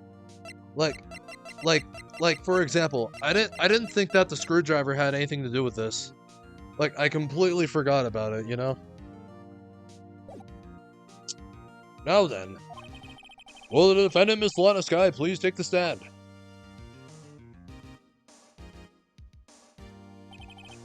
Miss Lana Sky, you are the chief prosecutor. I'm sure you're aware of what is required of you. But Mr. Edgeworth, you already know everything. You know all that I've done these past 2 years. Please provide the court with your testimony, Miss Sky. And remember, you are under oath. We want to hear the truth. Of course, the truth. Lana, no matter what happens, I'll always be your sister. Now then, your testimony, if you will. First, tell us about your relationship with Chief Gantz. Everything hinges on your testimony. You're the only chance we have to get Gantz.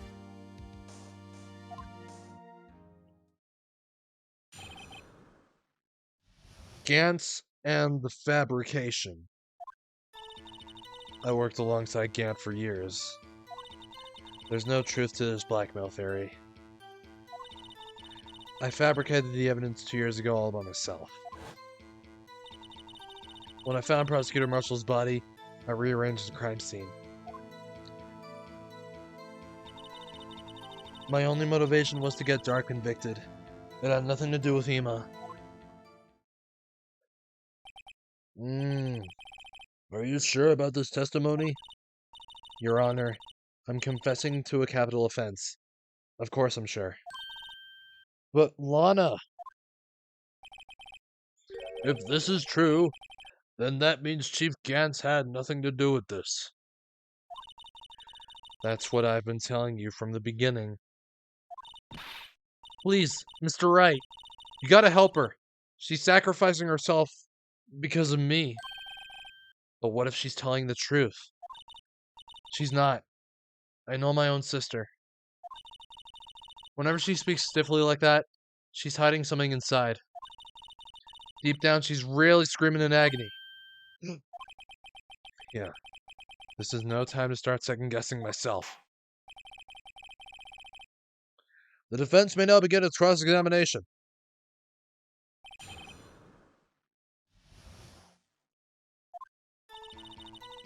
Worked alongside Gant for years. Alright, let's go through it first and see what he has to say about it. See what Phoenix has to say about it. Mr. Wright, my sister's lying. Looks like she determined to protect you to the end. She insists she fabricated the evidence by herself. There's no way she could have done it alone. I've got to get Lana to talk more. If she's lying, then she's bound to slip up and make a contradiction.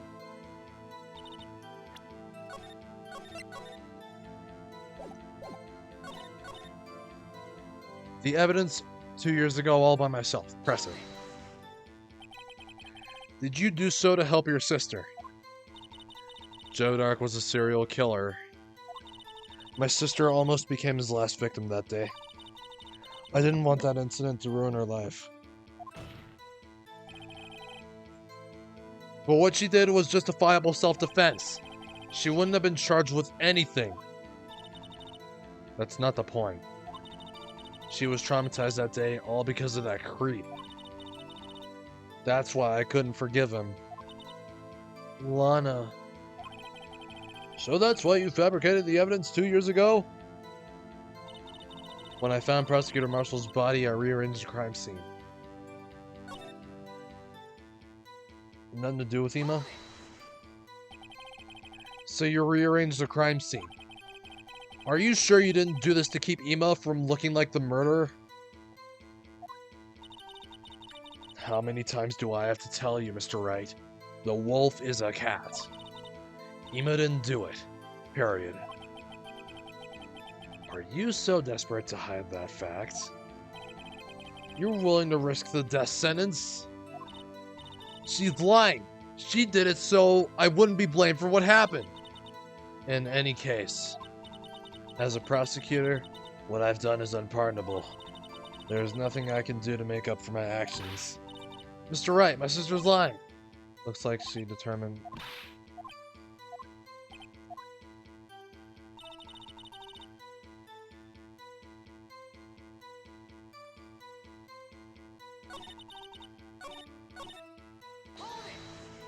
Wait. You say you did this all by yourself? Yes. Would you mind telling us what you found when you arrived at the crime scene? It seems I was the first person to discover the scene. She is lying. The broken prosecutor award knife was stuck in the victim's body. What?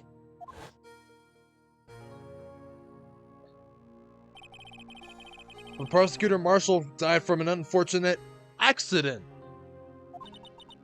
That's only a situation you dreamed was possible.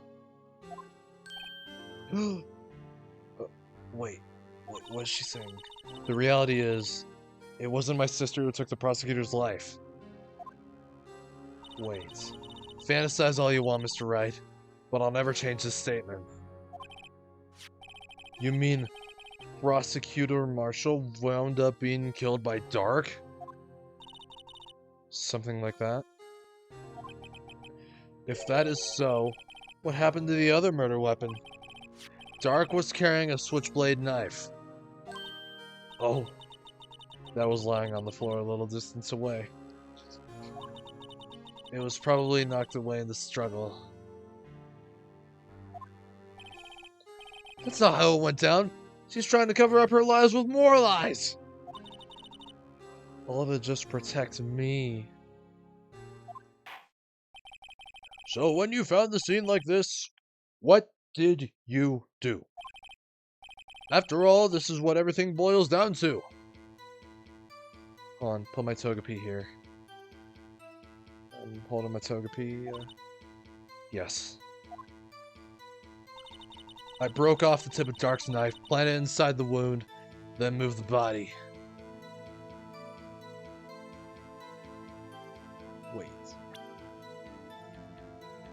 Wait. Hold on. Let me look at it again.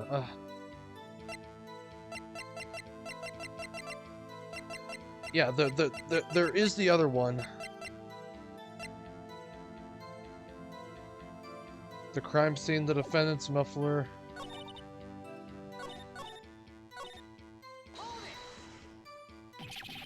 You planted the tip of Dark's knife in the victim's wound, and then you moved the body? But why? Why would you do that?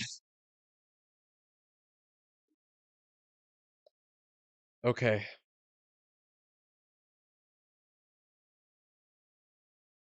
Now I realize what she said. You of all people should know, Edgeworth. You've always had a good head on your shoulders. My head isn't that bad, but maybe I ought to ask for the sake of the others. Why'd you plant the knife? But why did you do that? Come now, Mr. Wright. You should be able to figure it out. Very well, let's add this to the witness's testimony. The reason Miss Sky fabricated the knife. I knew the tip of the weapon found buried in his body would be all the proof we needed.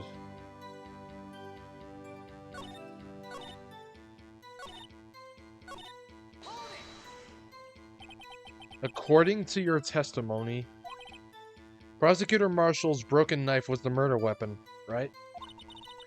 Yes, and leaving it at that my point the blame away from Dark. I felt the most effective way to get him convicted would be by having the tip of his knife found inside the victim's body. So you buried it inside the victim's stab wound? Yes.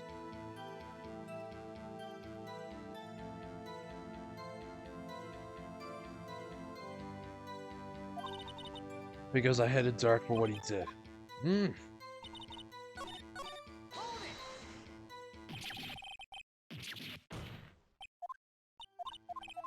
Hold on. Why did you move the body? When you showed up on the scene, where exactly was the victim's body? It was where you deduced it was, by Chief Gant's desk. But the body was found by your desk. Why did you move it there? The reason for that is simple. Let's have the witness explain this in more detail. The reason Miss Sky moved the body. The pieces of the jar that shattered during the events threatened my plan.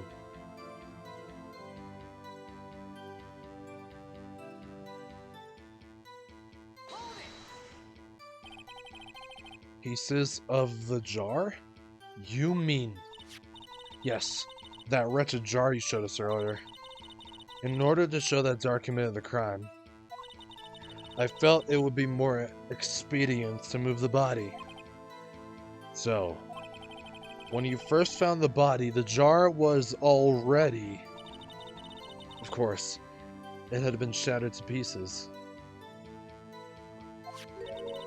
If you looked at the crime scene, it would be clear right away what happened.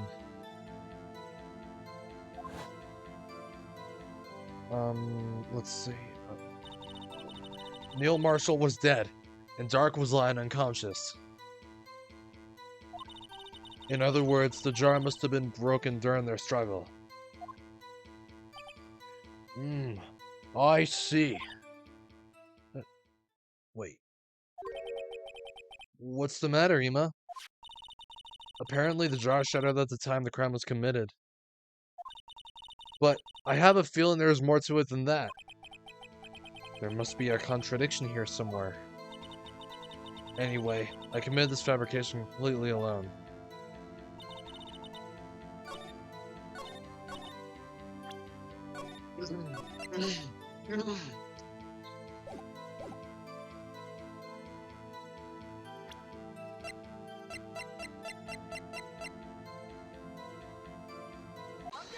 Ah, there you go! Miss Sky, I understand how you feel. You committed that crime 2 years ago to protect your sister. You mean the forgery at the scene where Neil Marshall was murdered? If that truth were to be exposed now, the past 2 years of your life will have been in vain. Even so, I am compelled to bring to everyone's attention a significant contradiction within your testimony. A contradiction? In my testimony? You testified, and I quote, "The pieces of the jar that shattered during the events threatened my plan." That's right. Do you have a problem with that? It's a simple oversight, really. You see, a message was written on this jar with the victim's blood. Yes, the prosecutor must have written in his final moments. Exactly so. And this is where the contradiction lies. In order for the victim to be able to write his message on the jar, it must not yet have been broken before he died. He couldn't have written his name on a shattered jar. Order! Order! Your Honor, it would appear more information is needed in regard to this jar and its bloody message. We may be missing something critical here. Something critical?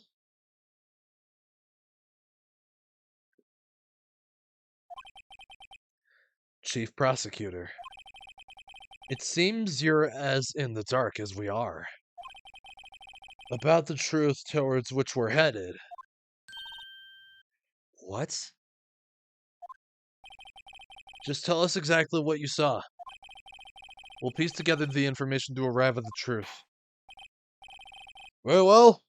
The witness may now continue her testimony. Jar and message in blood. I immediately noticed the blood traces on the jar. But it was dark in the room and I didn't have time to check it out. To be safe, I wiped away the blood. The fragments were large, so I'm sure I got them all. All I could think about was wiping them clean before they were discovered. You mean you were the one who wiped away the message in blood? I wasn't chief prosecutor at the time. She didn't think Dark was the real murderer. That's why she tried to erase the real evidence. Very well. The defense may now begin its cross-examination. Jar and message in blood. I immediately noticed the blood traces on the jar.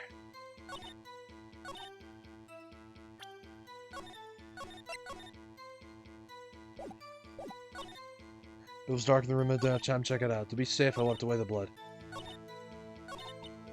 More contradictions have surfaced in her testimony. Your sister's really putting up a fight. She must really care about you. Still, she's not doing this the right way. I think I finally figured out the contradictions in her testimony. There's one final possibility that might turn everything around.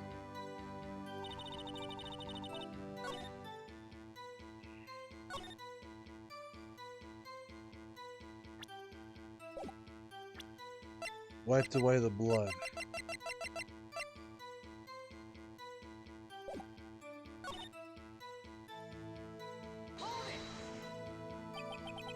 So, you didn't know your sister's name was written on the jar? No. If I had known, I would have gathered all the pieces and ground them to dust. Well, that helps my case. Lana, you do that for me? It seems you two might make up yet. Anyway, I just barely had enough time to move the body as it was. If someone happened upon the scene, you'd lose your chance to erase the evidence. You must have been in a hurry. I was. I knew I had to destroy the evidence before anyone came.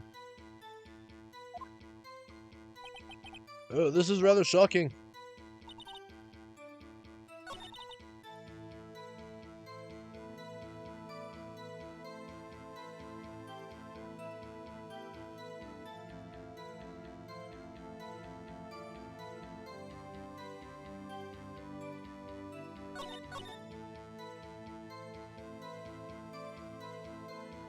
The fragments were... You sure you got them all? No. You didn't get them all. You didn't get all of them.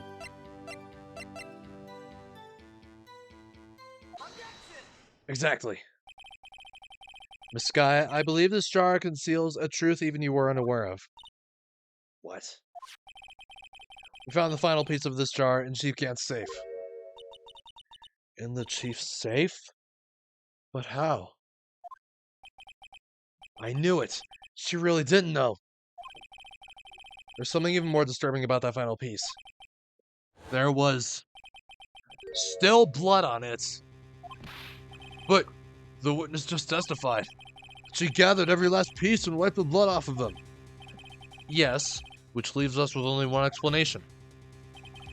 On the night Prosecutor Marshall was murdered, you were not the first one to show up on the scene. Chief Gant got there before you. But couldn't the defendants have simply missed a piece? I'm afraid that's unlikely. The pieces are too big for anyone to miss, let alone an ace detective. That may well be, but everyone makes mistakes. Even I once wasted an entire day looking for my dentures. They were in my mouth all along. Bro, that's the same thing as looking for your phone, only to realize it's in your pocket. Like, come on now. Come on now. Have you forgotten, Your Honor? When this witness arrived at the scene, the jar was already broken. Oh, there's no way a name could have been written on a shattered jar. Another person discovered the scene prior to the witness. I hope you're not implying this person was Chief Gantz. At the time, he was looking for Dark downstairs. Besides, even if he was there, why would he break the jar? The question is, if he did arrive there first, why did he hide that fact for 2 years? Well, Your Honor, can you answer us that?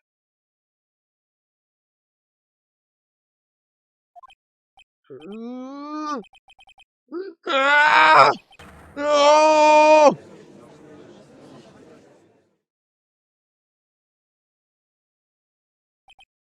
Wait. I'm not the one on trial here. Oh, jeez. Damon Gant arrived at the crime scene prior to the witness.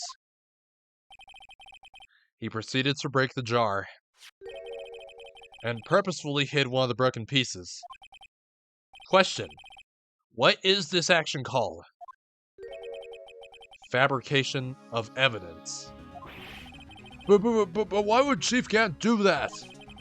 In light of what happened afterward, isn't it clear? What happened afterwards?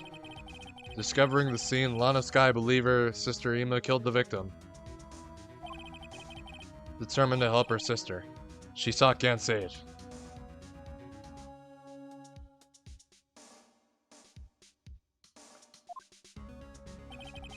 Lending her his aid, Gant helped her create evidence that incriminated Dark, sparing Ima. And therein lies the reason.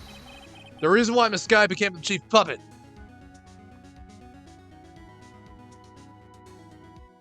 I think he's just fooling everyone. Oh, nosebleed. No, I did it on my own. Please, sis, stop trying to protect the chief. I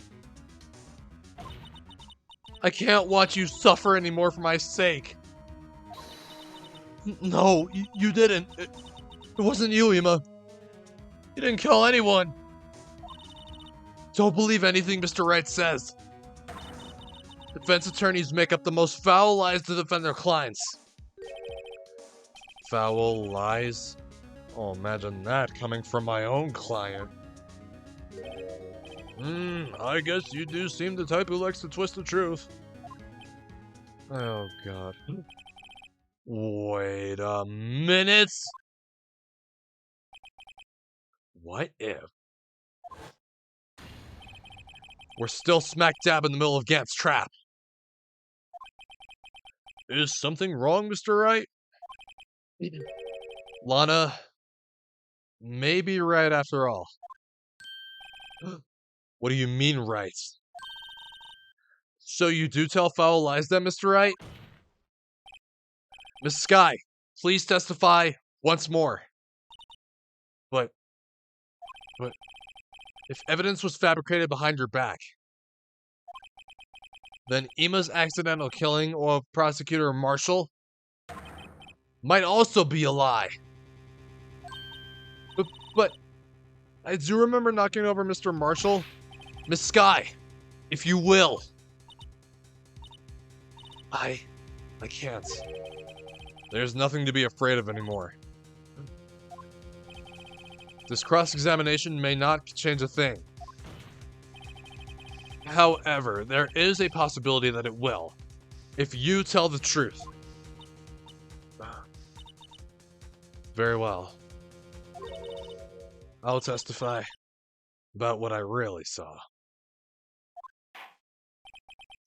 All right, the witness may testify once more, for the final time. Final testimony. The actual crime scene. When I arrived, I found Mr. Marshall's body impaled on that suit of armor sword. Ima and Dark were lying unconscious on the floor nearby. When I saw what had happened, I thought she did it. That's why I erased all the evidence that linked her to the murder. I had Chief Gant help me remove the body from the sword and carry it. But if it all really was a fabrication, Ima might be innocent. Unbelievable! The body was impaled on the armor's sword? You were the only one who saw that. If only you had proof. Actually, I do have proof. I gave it to Mr. Wright just this morning. What? To me? It's a picture I took of the crime scene as I encountered it. I thought it might be needed. But I don't remember receiving a picture like that. Wait, did he? No, it ain't there. Is it? No, Lana must have known. See, Mr. Wright? She really does have faith in you.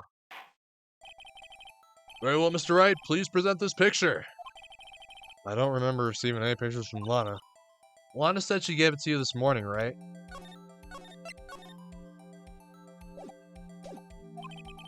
I seem to remember getting something from her then. Let's check out that evidence again. There must be a picture in there somewhere.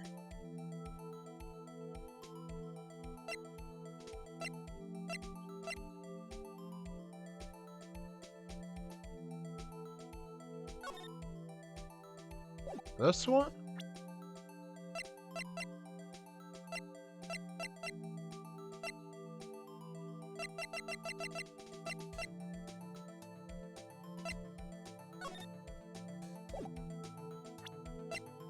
Just check every picture. 'Cause I don't know.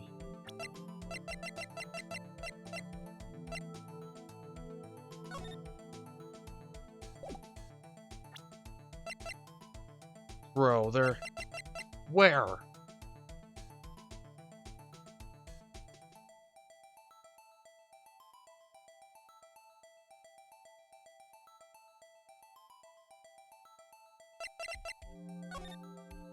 Oh.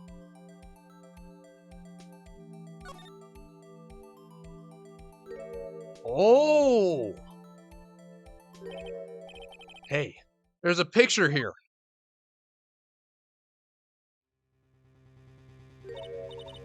Oh. Oh my. This is the actual crime scene. No other detective saw the crime scene like this. Because I contacted Criminal Affairs only after I had rearranged everything. Crime scene from the photo. Crime scene photo from the case 2 years ago taken. Mr. Wright! That piece cut out from his vest. Could that be the cloth we found inside Chief Gant's safe? What's this? This is a handprint, isn't it?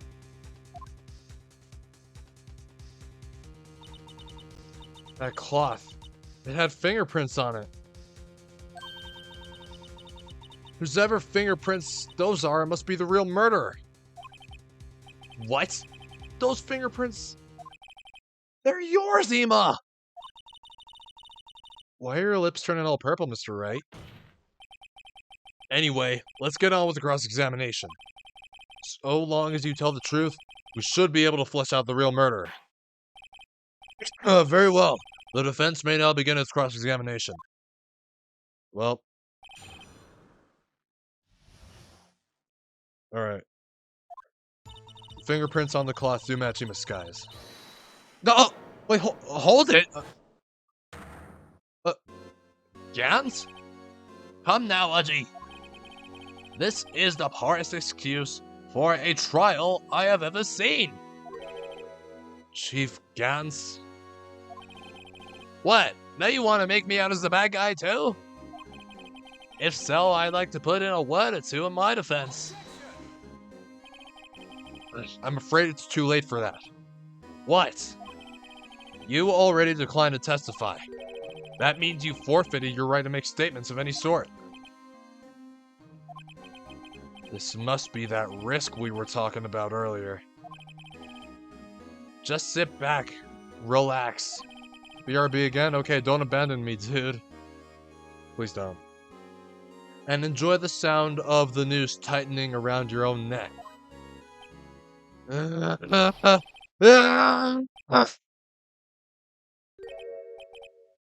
So what? You think I'm worried?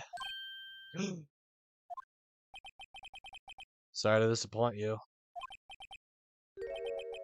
But I don't need to make any statements. What do you mean?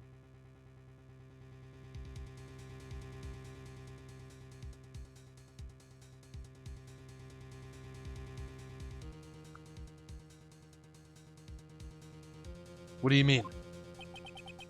The evidence will do all the talking for me. Even if I can't testify, I can still present evidence. Yes, that's true. Wait! You mean... you still have some conclusive evidence? No, I don't. But someone does. Someone? So, what's your excuse, Raito?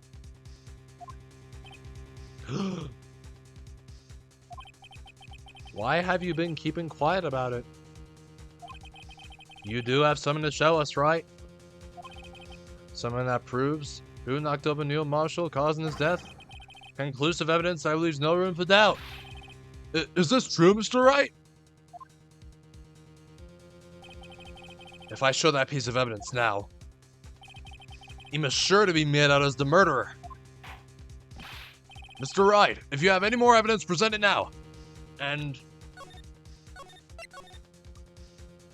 if you try to conceal anything, you will be the one appearing before the Board of Inquiries. What do I do now? I'd better think this through carefully. I can't afford to make the wrong decision. Should I present that piece of evidence? The one that shows who really killed Prosecutor Marshall? Alright, see, I know about this. This leads to the bad ending. The game is trying to fool you. Clearly trying to fool you.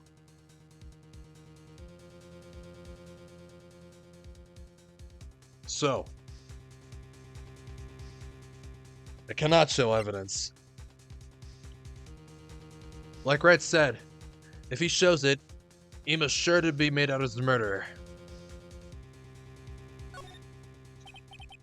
Your Honor, I don't have any evidence I can present at this point in time. What? You lie! You lie! You lie! Chief Gans? You opened my safe! I know you took what was inside! The conclusive evidence! I don't know what you're talking about. Mr. Wright, why don't you show him? We found it together. Oh, I see. It's because you know the truth, don't you?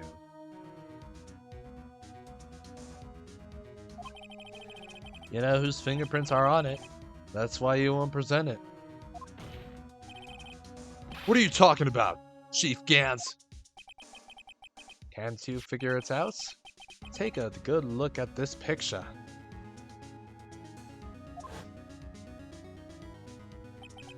See the victim's vest? Notice anything odd about the chest area? It looks like part of it's been cut out for some reason. You mean you had this in your safe? What?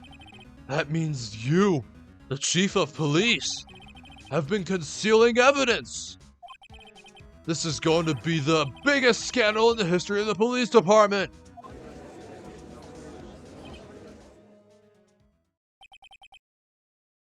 Impressive. To be honest, I didn't think you had the gall, Raito. Well, I can't just let you pin me up as the murderer. I'll tell you what really happened. What? You mean you admit to it? Oh my god. I was the first person to arrive at the crime scene that day. It then occurred to me that I could use the situation to control Lana. So you really were manipulating her. I knew, Lana. If I made it look like the blame lay with her sister, that's when she saw the scene, she would ask me for my aid. So you assisted Miss Sky. Give me a second here.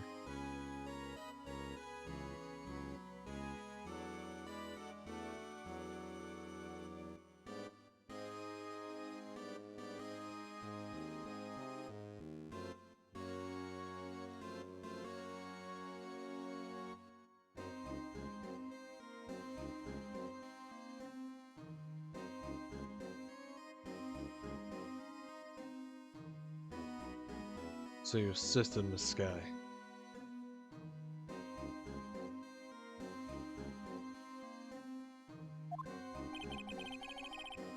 I told her to arrange all the evidence. I had her plant the knife tip in the victim's body and move the body across the room. And I ended up using that evidence to get Jodar convicted. When I tampered with the crime scene, I hid 2 pieces of evidence. This was before Lana arrived at the scene, mind you. 2 pieces of evidence? You mean those items in your safe? But why? For insurance, of course. For insurance, of course. Insurance? I was sure my plan would work, but it's always best to be prepared for the worst. I wasn't about to let anyone blame me for a murder that girl committed. You mean you were calculating that far ahead while forging the evidence?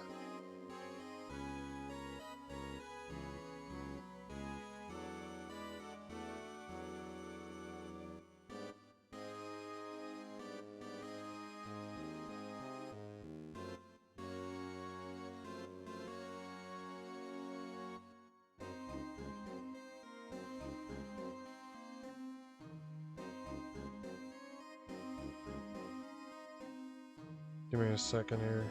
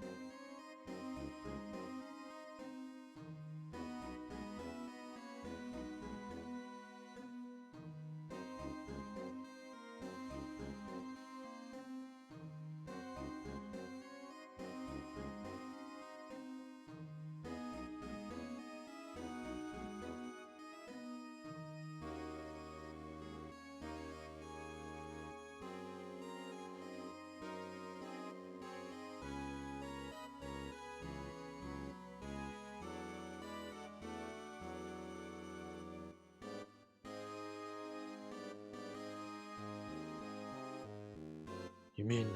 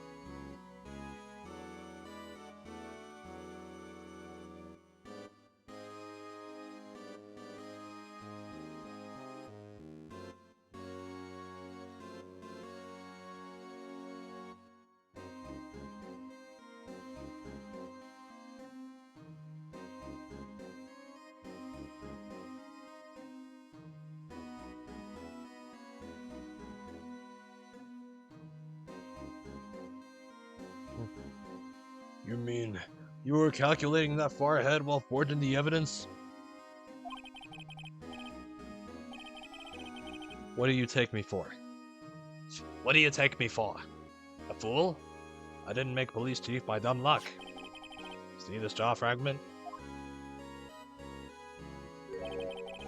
I hit the most legible part of Eva's name.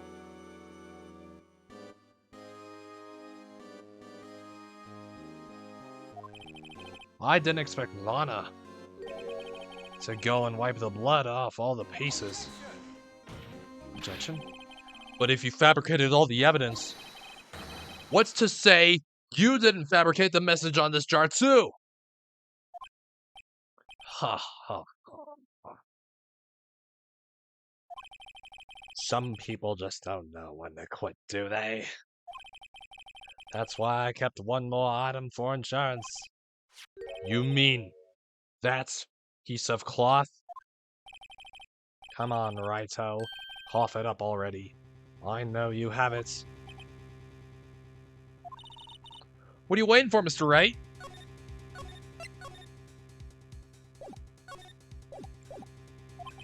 So you admit to it then, Chief Gans. That you were hiding the cloth you cut off the victim's vest in your safe. Yes, I admit it. I didn't want to have to do that, being chief and all. But it's a lot better than being portrayed as a murderer. Well, Mr. Wright, what do you have to say for yourself? Just a moment ago, you said you didn't have any evidence you could present. Foolish move, Raito. You should have shown it then before it was too late. It's been a long battle. But the moment of truth has finally arrived. As long as I don't mess up here, victory is mine.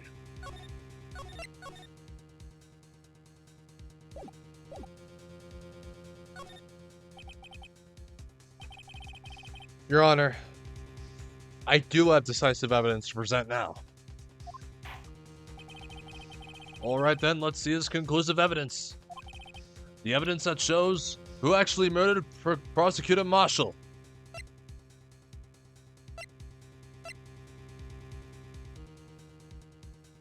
I think we finally present the cloth.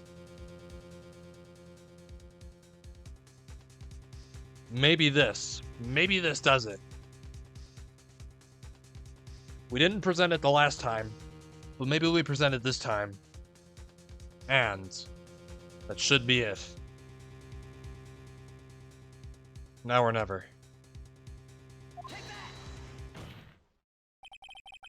Let me verify this once more. On the day of the crime, you personally cut out this piece of the victim's vest. Oh, yes. At last, you finally brought it out into the open. There's a handprint on this piece of cloth. Your Honor, the prosecution requests that be immediately sent to the lab for analysis. This handprint on the leather. There must have been a strong impact for it to be left so clearly. You mean it could not have been forged? It must be authentic, conclusive evidence. Ha ha ha. You're as slow on the uptake as ever, Worthy. What? Think about it. Raito had all this time to present this evidence, yet he was reluctant to do so. Why would that be? You mean you already know? You know whose fingerprints are on that? Mr. Wright, do you really know? Whoever the fingerprints belong to must be the real murderer. Whose fingerprints are they?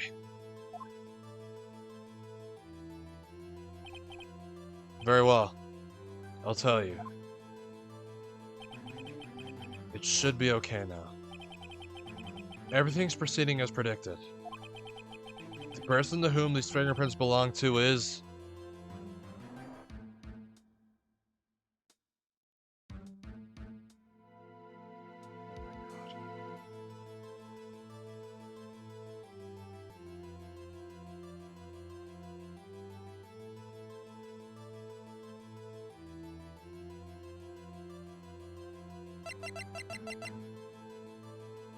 They belong to Ema Sky.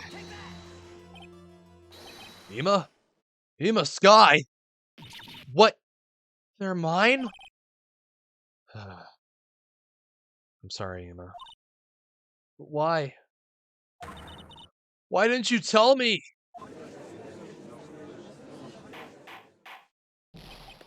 Oh, you're really something, Raito. You knew this girl did it all along, and you still tried to pin the murder on me. So it's true. Tragic but true. This girl really did shove Prosecutor Marshall to his death. Hold it. How could you? You monster! Miss Sky, you knew his fingerprints those were all along, yet you acted like she really didn't. Miss Sky, it's not over yet. What? I said this trial isn't over yet. Ha! But I'm afraid it is over, boy. Not only this trial, but your career too. You purposely conceal this conclusive evidence. That, my friend, is a serious offense. I'm looking forward to pressing charges after the defendant is convicted. I'll have your badge, boy. What's the matter? Cat got your tongue? Aren't you going to tell us how it feels? How it feels to be the one who single-handedly turned a poor little girl into a murderer? Before I do that, there's just one little thing I have to clear up. Oh? And what's that? Who really killed Prosecutor Neil Marshall? What? Chief Gantz, you are absolutely right. This piece of cloth proves who the real murderer is. Who killed Neil Marshall, you ask? It was Emo Sky, wasn't it? I'm afraid that's not possible. You see, this piece of cloth contains a critical contradiction. What? A contradiction? What is this fool babbling about? I'm talking about a contradiction, one that proves who the real killer is. Mr. Wright, this piece of cloth. No.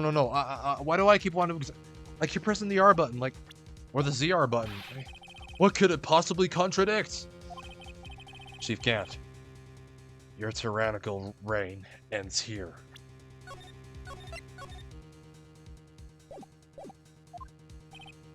Behold, the piece of evidence that contradicts this cloth.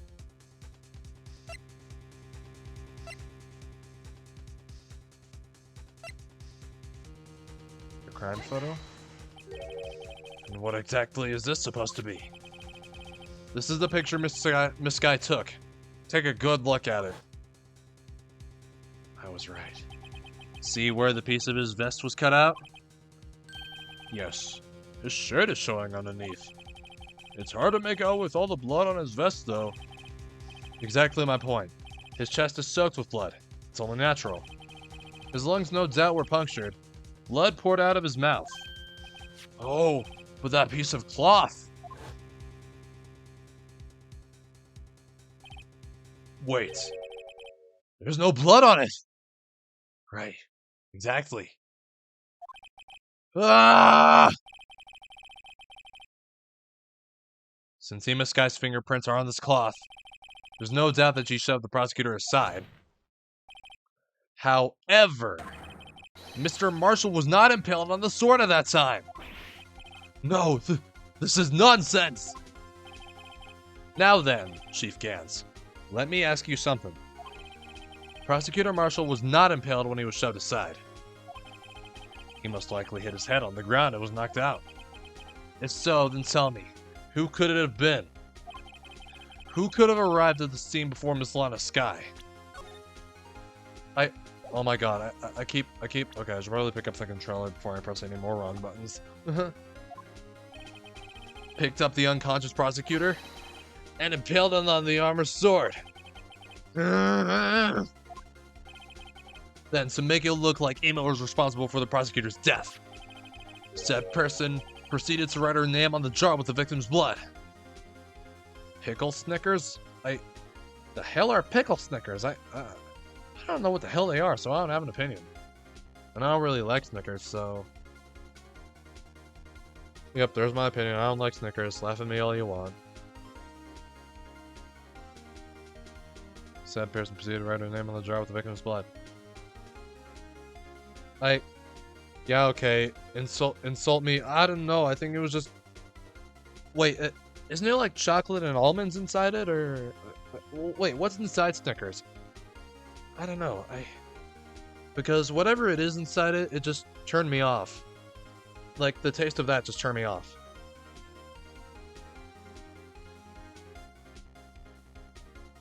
Like, it really turned me away from the chocolate taste.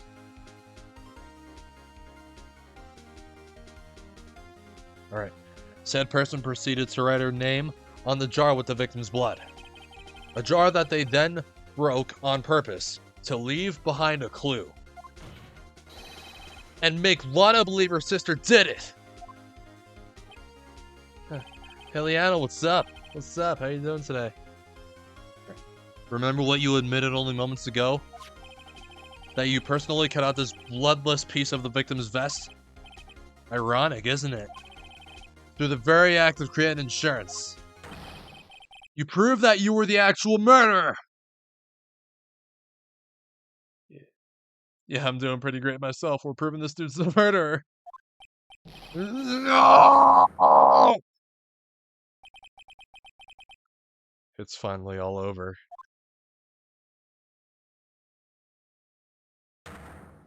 Wait, objection?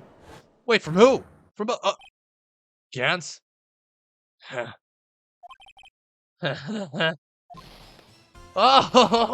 that was close, Raito. You almost had me.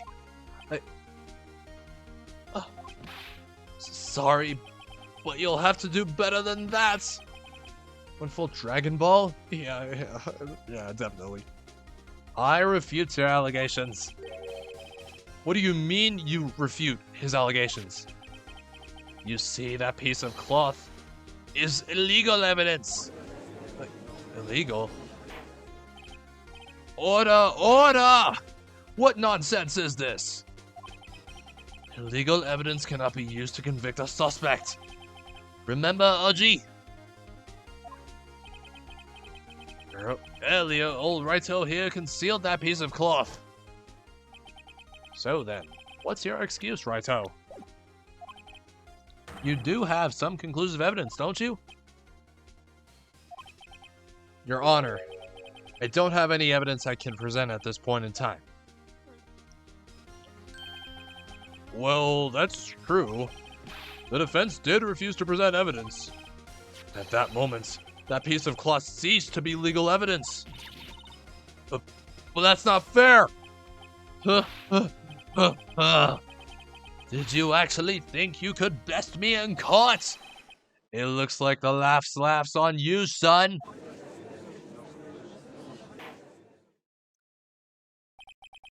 I'm afraid Mr. Gant's claim is legally correct. Well, Mr. Edgeworth. True. Illegal evidence cannot be used to convict a person. Assuming, of course, that the evidence is indeed illegal. Well, Mr. Wright? It seems, at last, the time to reveal my plan has finally arrived. Mr. Wright, do you admit to it? This might be it. That you purposefully and illegally concealed this piece of cloth?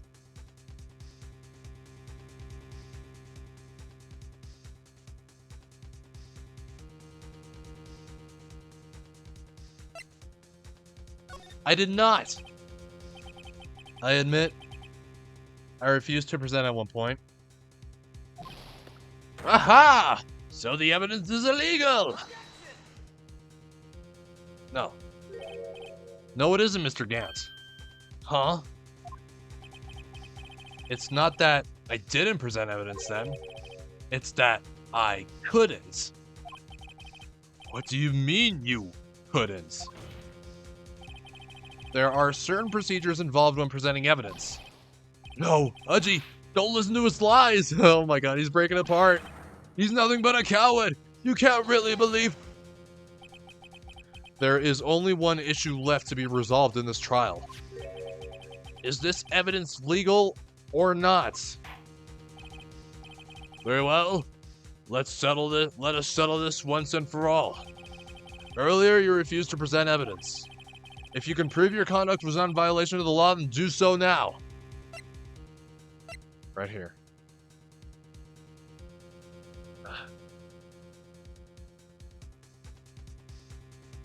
Ladies and gentlemen,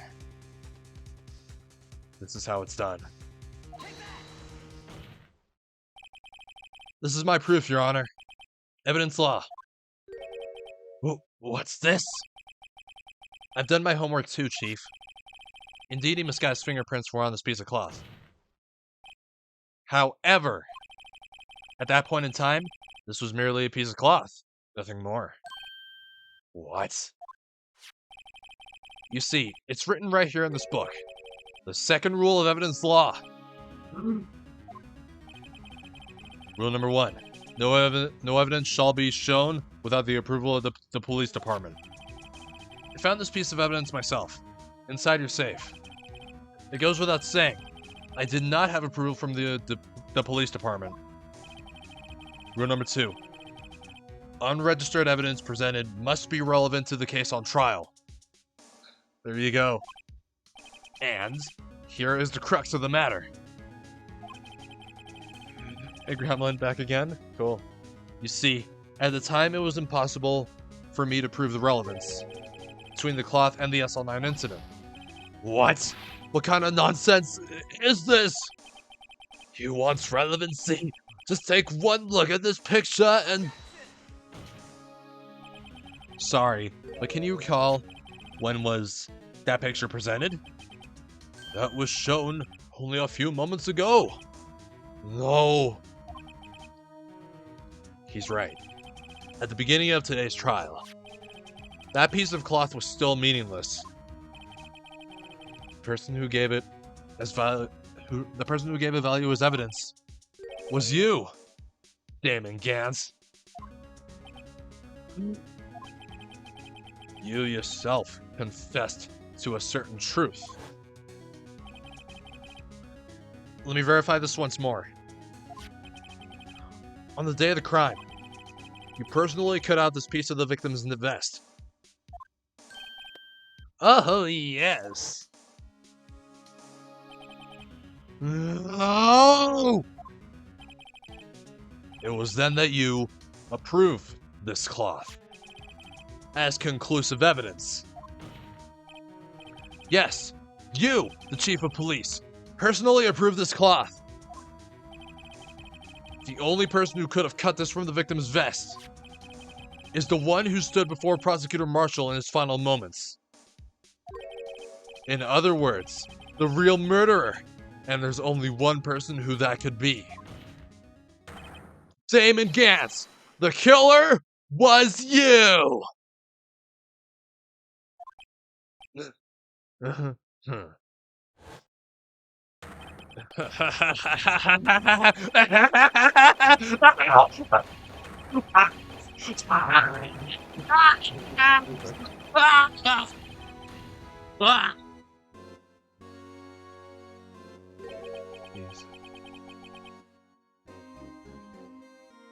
You even know how fast he was clapping or some shit? Hold on.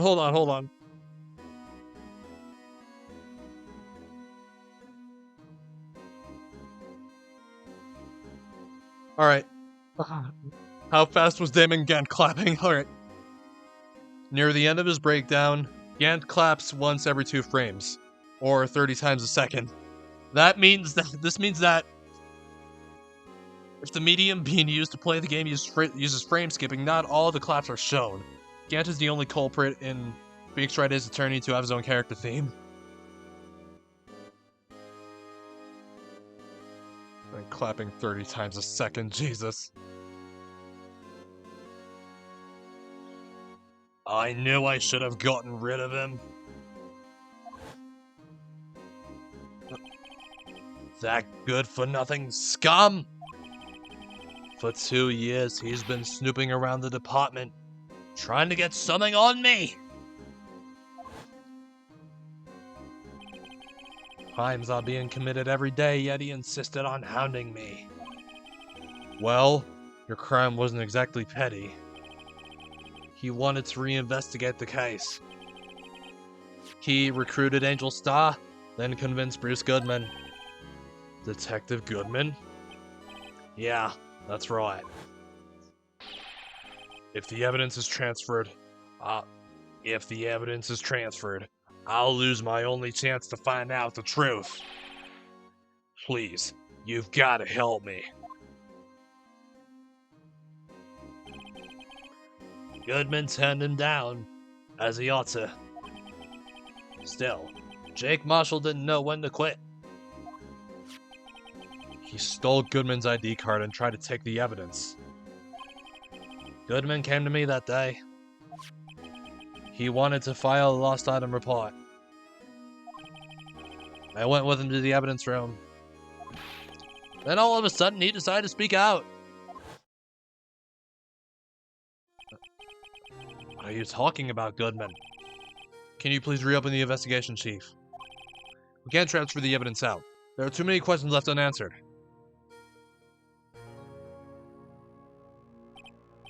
He opened his evidence locker, and as he was taking the evidence out, he said, "It's not too late. I'm gonna hand all this over to Marshall." Well, to be honest, I was a bit taken aback by his words. I had a bad feeling when he came to see me, but I never thought he'd bring up SL9. That's when I saw it. That accursed knife. Oh my god. Both cases. I couldn't just pull it out. Doing so would have only led to more blood, making it near impossible to hide your crime. Even so, the blood was just pouring out. I didn't know who might stumble in, so I hurried to wipe it up. I was worrying so much about the flaw, I didn't realize my fatal mistake. The bloody handprint on Detective Gumshoe's locker. I used to be known as the crime computer. But everyone has to start somewhere, I guess. I was too nervous. I had no business doing any of it. Then you put the body in my car? I'm sorry. I couldn't think of any other way to move the body. I broke your trunk, but what's the big deal? You make a lot more than us detectives ever will. Oh my god, Gantz is horrible. Leaving the prosecution's car aside. How? How could you get Miss Sky involved in all this? Well, she had as much to lose as I did if the truth came out. So you took the evidence from Detective Goodman's locker? I felt bad for having to do it. I also didn't have time to pick and choose what to take. So, you left the jar fragments and the glove. Yeah. It looks like I was better off being an investigator of crimes than a committer.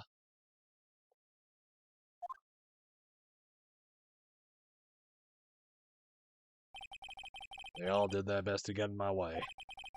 I've got to hand it to them. They do their jobs well, much to my dismay. Fake evidence doesn't hold up very well upon close examination. You must have known that.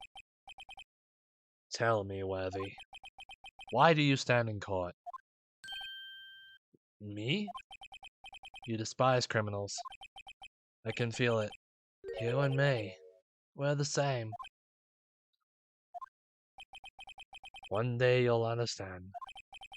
Oh, believe me, you will. You're just one man. You'll see what it really takes to bring him down once you try to go it alone. Jesus.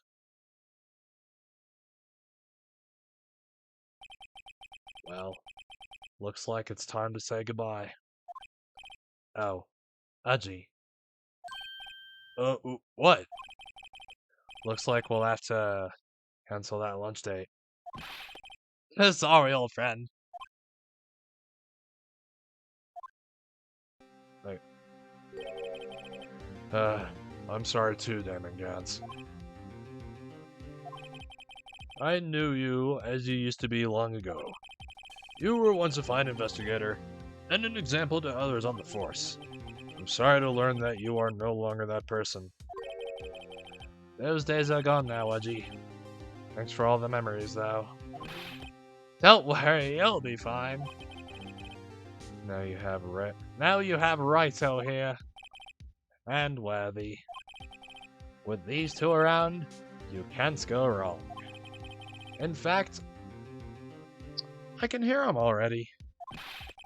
The melodious sounds of a new beginning.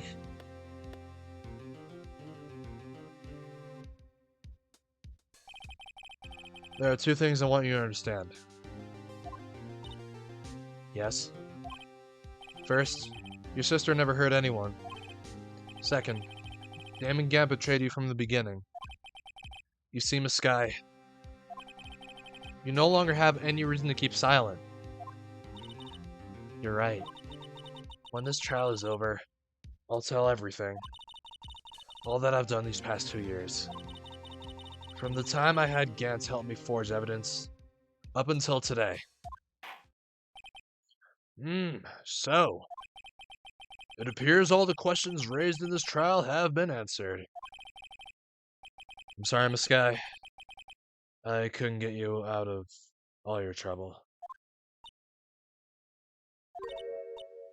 My. What high standards you have for a rookie. Huh? I can see why Mia thought so highly of you. Who knows? A few years from now, you just might make it to the top. She smiles. I owe you my thanks, Mr. Wright. Miss Sky. And to you too, Mr. Edgeworth. You've suffered every bit as much as I have over these past few days. Believe me, I know how much of an ordeal it's been for you. It was nothing. Liar! Yeah. I was worried the pressure might break you. And yet, you rose above it all and guided Mr. Wright to victory. You've done well, Mr. Edgeworth. Stop it! I only did my job! Oh, shut up, Edgeworth. In light of this case, it seems a good self-examining is in order for all of us. Miss Sky. Yes, Your Honor? You are innocent of murder. However, although the chief blackmailed you, the fact is you still acted as his accomplice. A trial will be scheduled for these crimes at a later date. Yes. I understand, Your Honor. Yeah, alright. See you, Rachel. Is there something amusing about all this? Why are you smiling? It's been a long time, Your Honor. A long time since I've felt free of these heavy chains.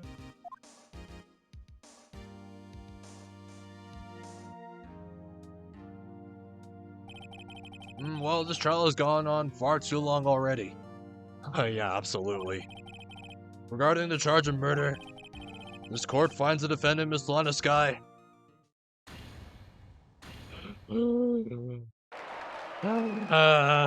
God. Oh, man. That is all.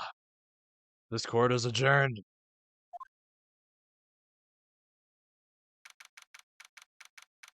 "5:03 p.m. Man, and this trial also took 7 hours to complete, yet it felt much longer than that. At long last, it's finally over. Ima? Why the long face?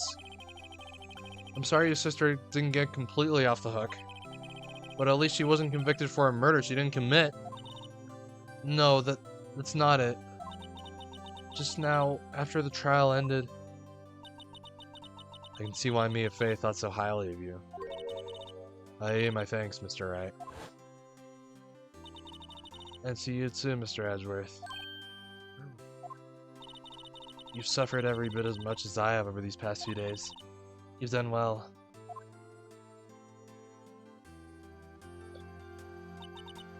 You know, I did my best too.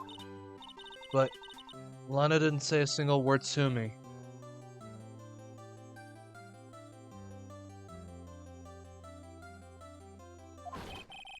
I hope not interrupting anything, pals.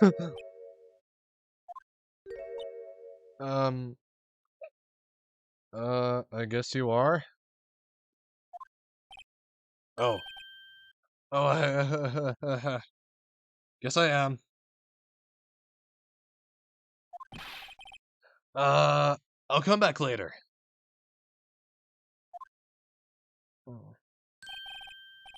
Wait, Detective Gumshoe. What is it?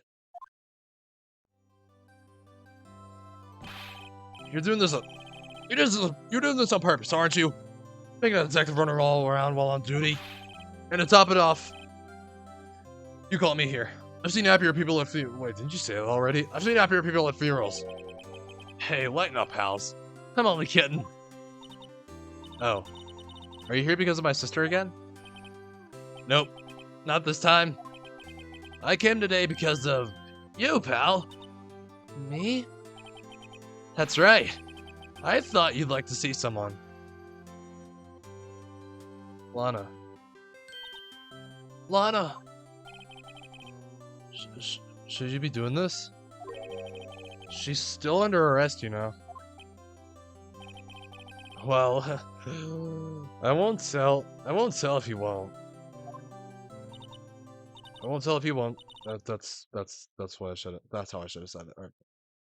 Ima, I owe you an apology. It's okay, sis. Don't worry about it. That day 2 years ago.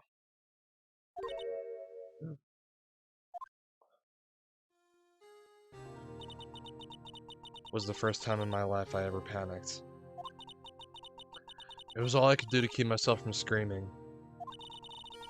All I could think about was keeping you from getting wrapped up in that mess.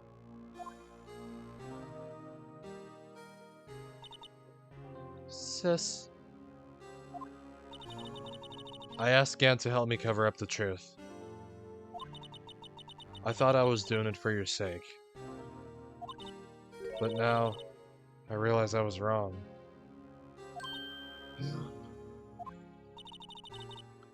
I changed after that day.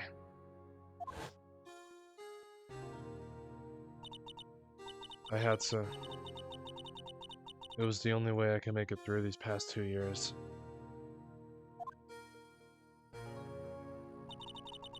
I knew how much I was hurting you by distancing myself. But I couldn't bring myself to tell you what I did. I was scared. Scared that you'd look at me with those eyes of yours. I was scared of how you'd react if you knew. But sis, you were only doing it for me. No. Huh? I turned my back on you that day, in hiding what I believed to be the truth. I was deceiving you. Sis. I'm such a fool. It took me all this time to realize it. Ima, I'm so sorry. But sis, you don't have to apologize.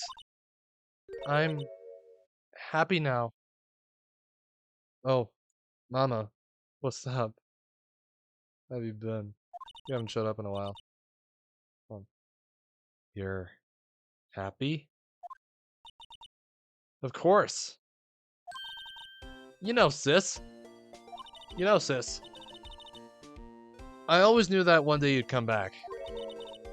And now you have. Oh, Ima. Ima!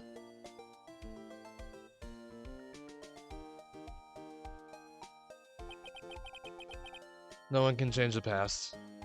You been good? Busy with work? Oh, I see. Anyways. No one can change the past. The only thing we can do is strive to make up for our mistakes. Why must we make up for our mistakes, you ask? Because in so doing, we can find the way back to our rightful path. And it is from there that we can move on to our brighter future. At least, that's what I felt watching the two sisters make up.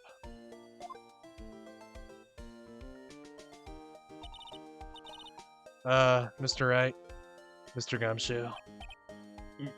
Me? Thank you both for all that you've done. I'm sure we'll meet again someday. Isn't that right, Edgeworth? Edgeworth? Stop hiding and come over here. Edgeworth. Where was he hiding? I just came to say, congratulations. Thank you. Thank you, Mr. Edgeworth. Right. Well, I'll be going now. Mr. Edgeworth, I hope you don't blame yourself for what happened. We were the ones who acted corruptly, not you. It's too late for me. What? Huh? No matter what anyone may say, I realized today that I can't correct my mistakes. Mr. Edgeworth! Not only that, but I don't even trust myself anymore. Chief Gant was right.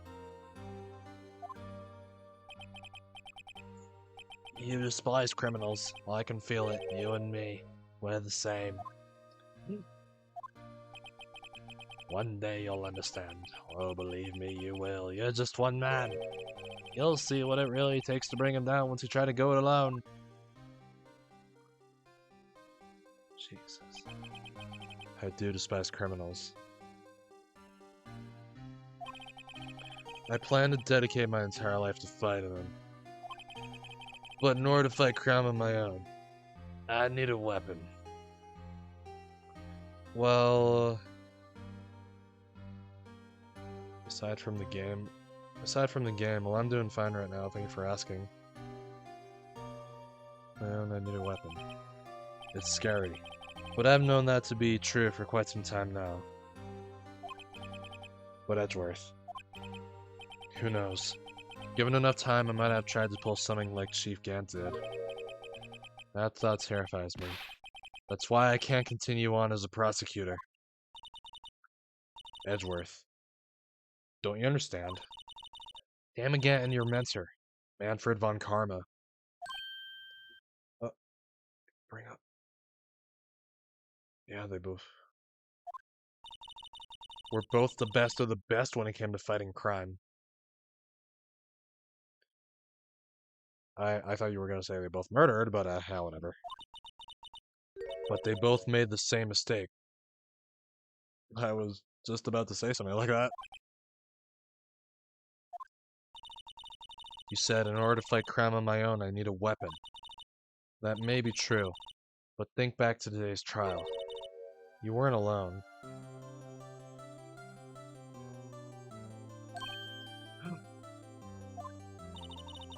You were working together with Mr. Wright.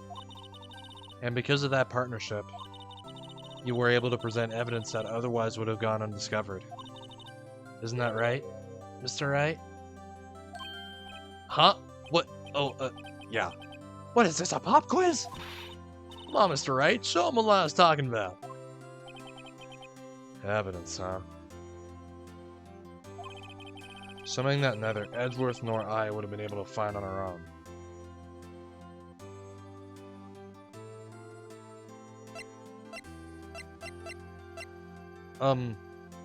This. Slap you with a paper. That's the picture I drew. Our counterattack began with this. You had one half of the evidence list, and I had the other. Part we wouldn't have been able to completely restore Emma's picture. That didn't just happen by chance, Mr. Edgeworth.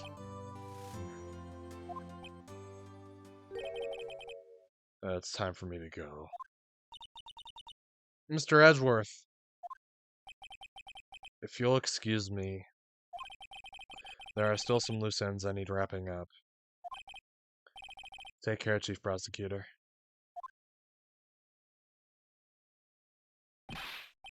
Edgeworth! What will you do now? Well, whatever you do, just remember. You can let what happened kill the prosecutor in you, or you can let it help you grow. In the end, it's up to you. I know. It seems I owe you my thanks too, right? But what I face now is my problem. Edgeworth, I'll be waiting for you in court. Farewell.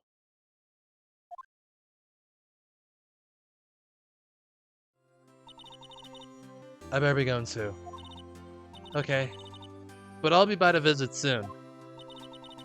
It seems we both have a lot to learn, and catching up to do. Here, this is a little something for you. Scientific investigation? It's the first book I ever bought. Study it well. Aw, thanks, sis.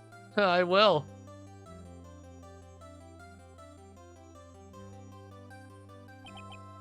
And so, another case came to a close. As for the sisters, I have faith. Faith that their lives have only just begun.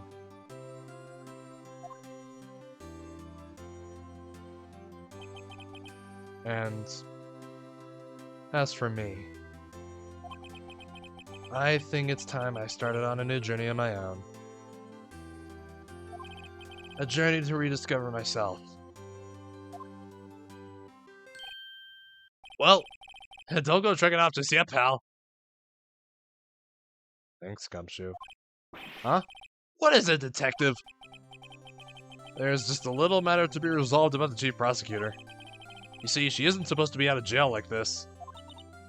But I thought you said it was okay. Yeah, well, it may be okay with me, but the folks at the prison are a different story. Huh?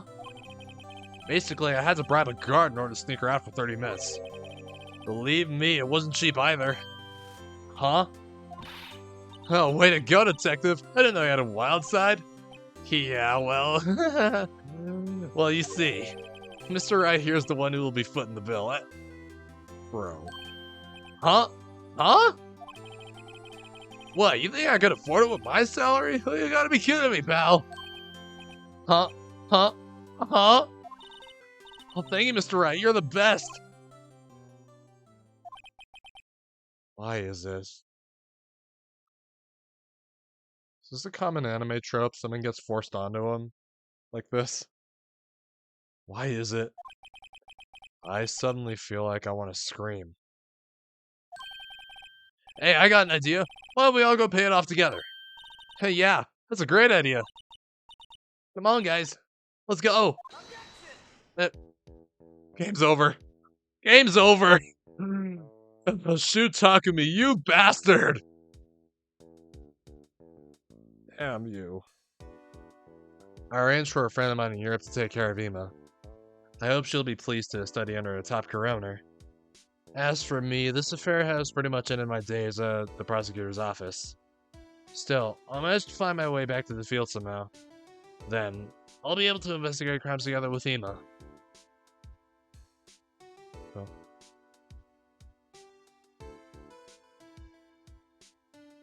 Shit.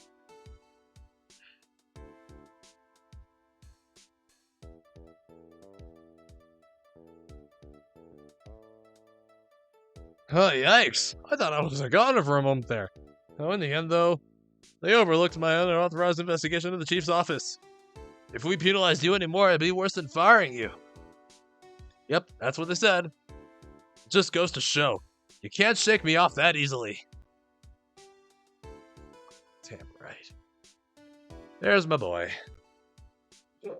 Damn, this case, though, was too long. How many streams did it take me to finish? I don't know. Let's see here. Animation.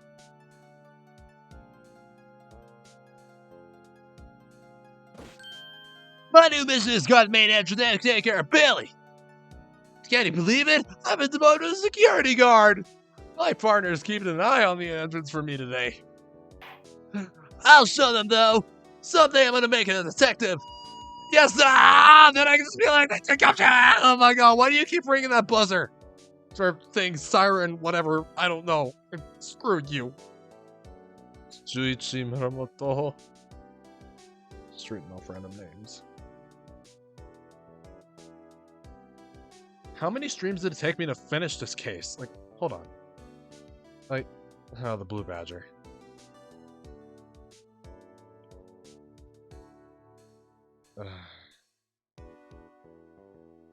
Alright.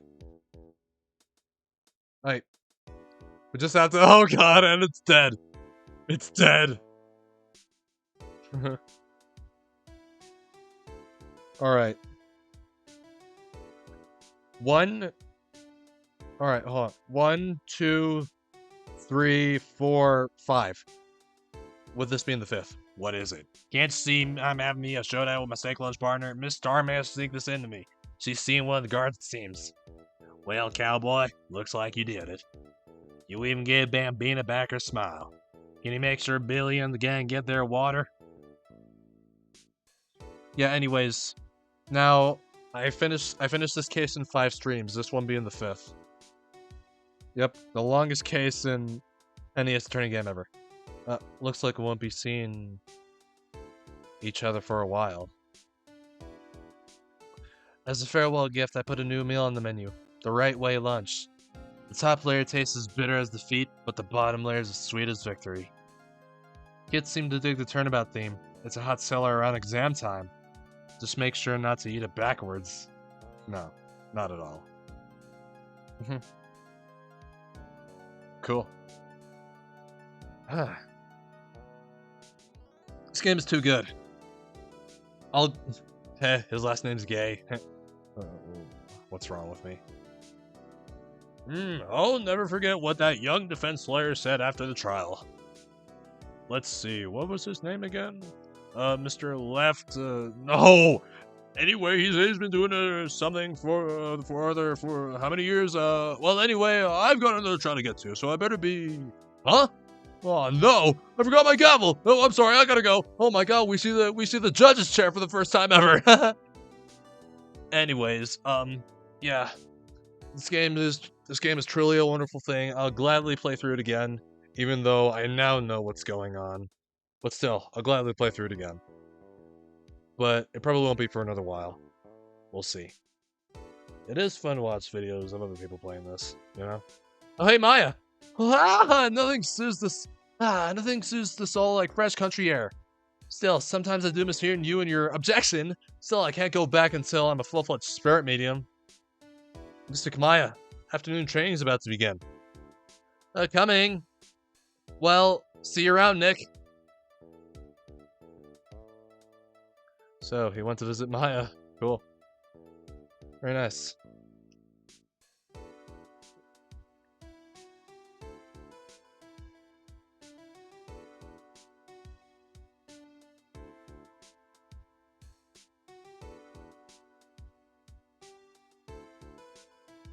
So, I guess with this, wait, hold on.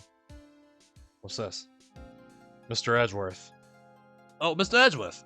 Mr. Edgeworth, I brought you'd see, huh?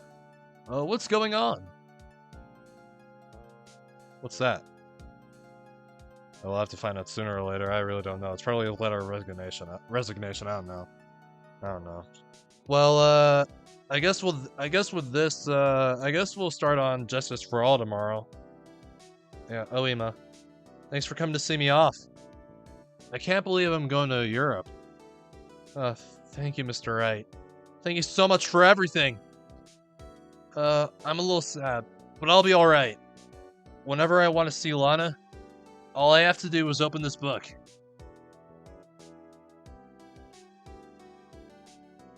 Oh, oh, oh my god, we haven't even touched that.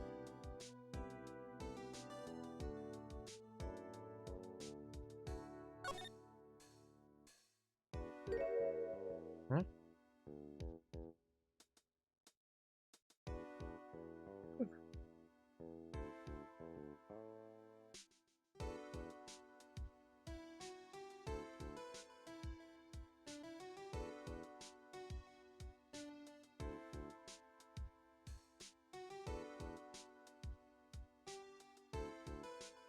Uh,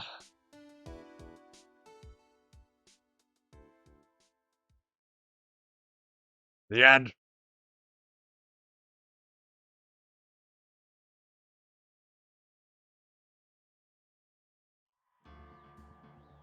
Well, that does it. Wait, what if we continue? What if we... Yeah, we saved that file forever ago. Like, jeez. Oh my god, yeah, okay. Well, that game is done. Well, the first game of this. Like I said, we're starting Justice for All tomorrow. Well, I guess with that, the stream's over.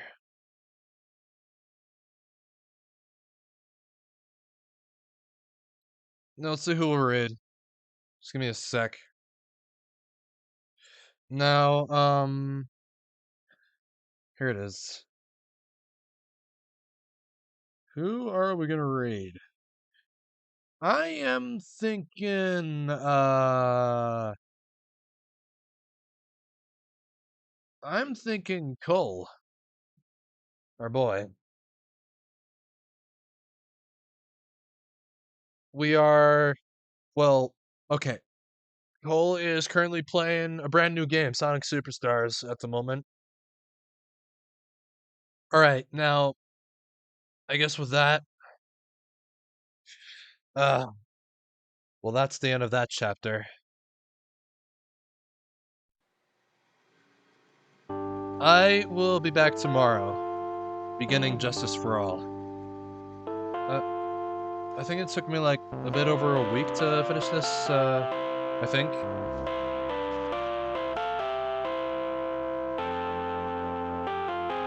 I really don't know. Most likely that.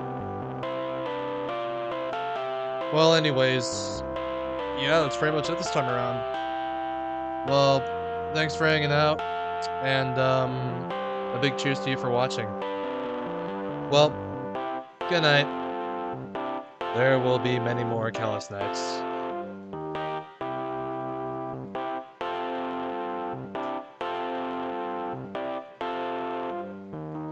Even after all that's happened, my opinion still stands.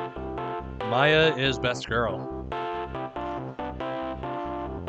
Yeah, thank you for the— oh, Natsu, I didn't know you showed up. What's up, man? Anyways. Yeah. Back here tomorrow, I'll see y'all later. Anyways.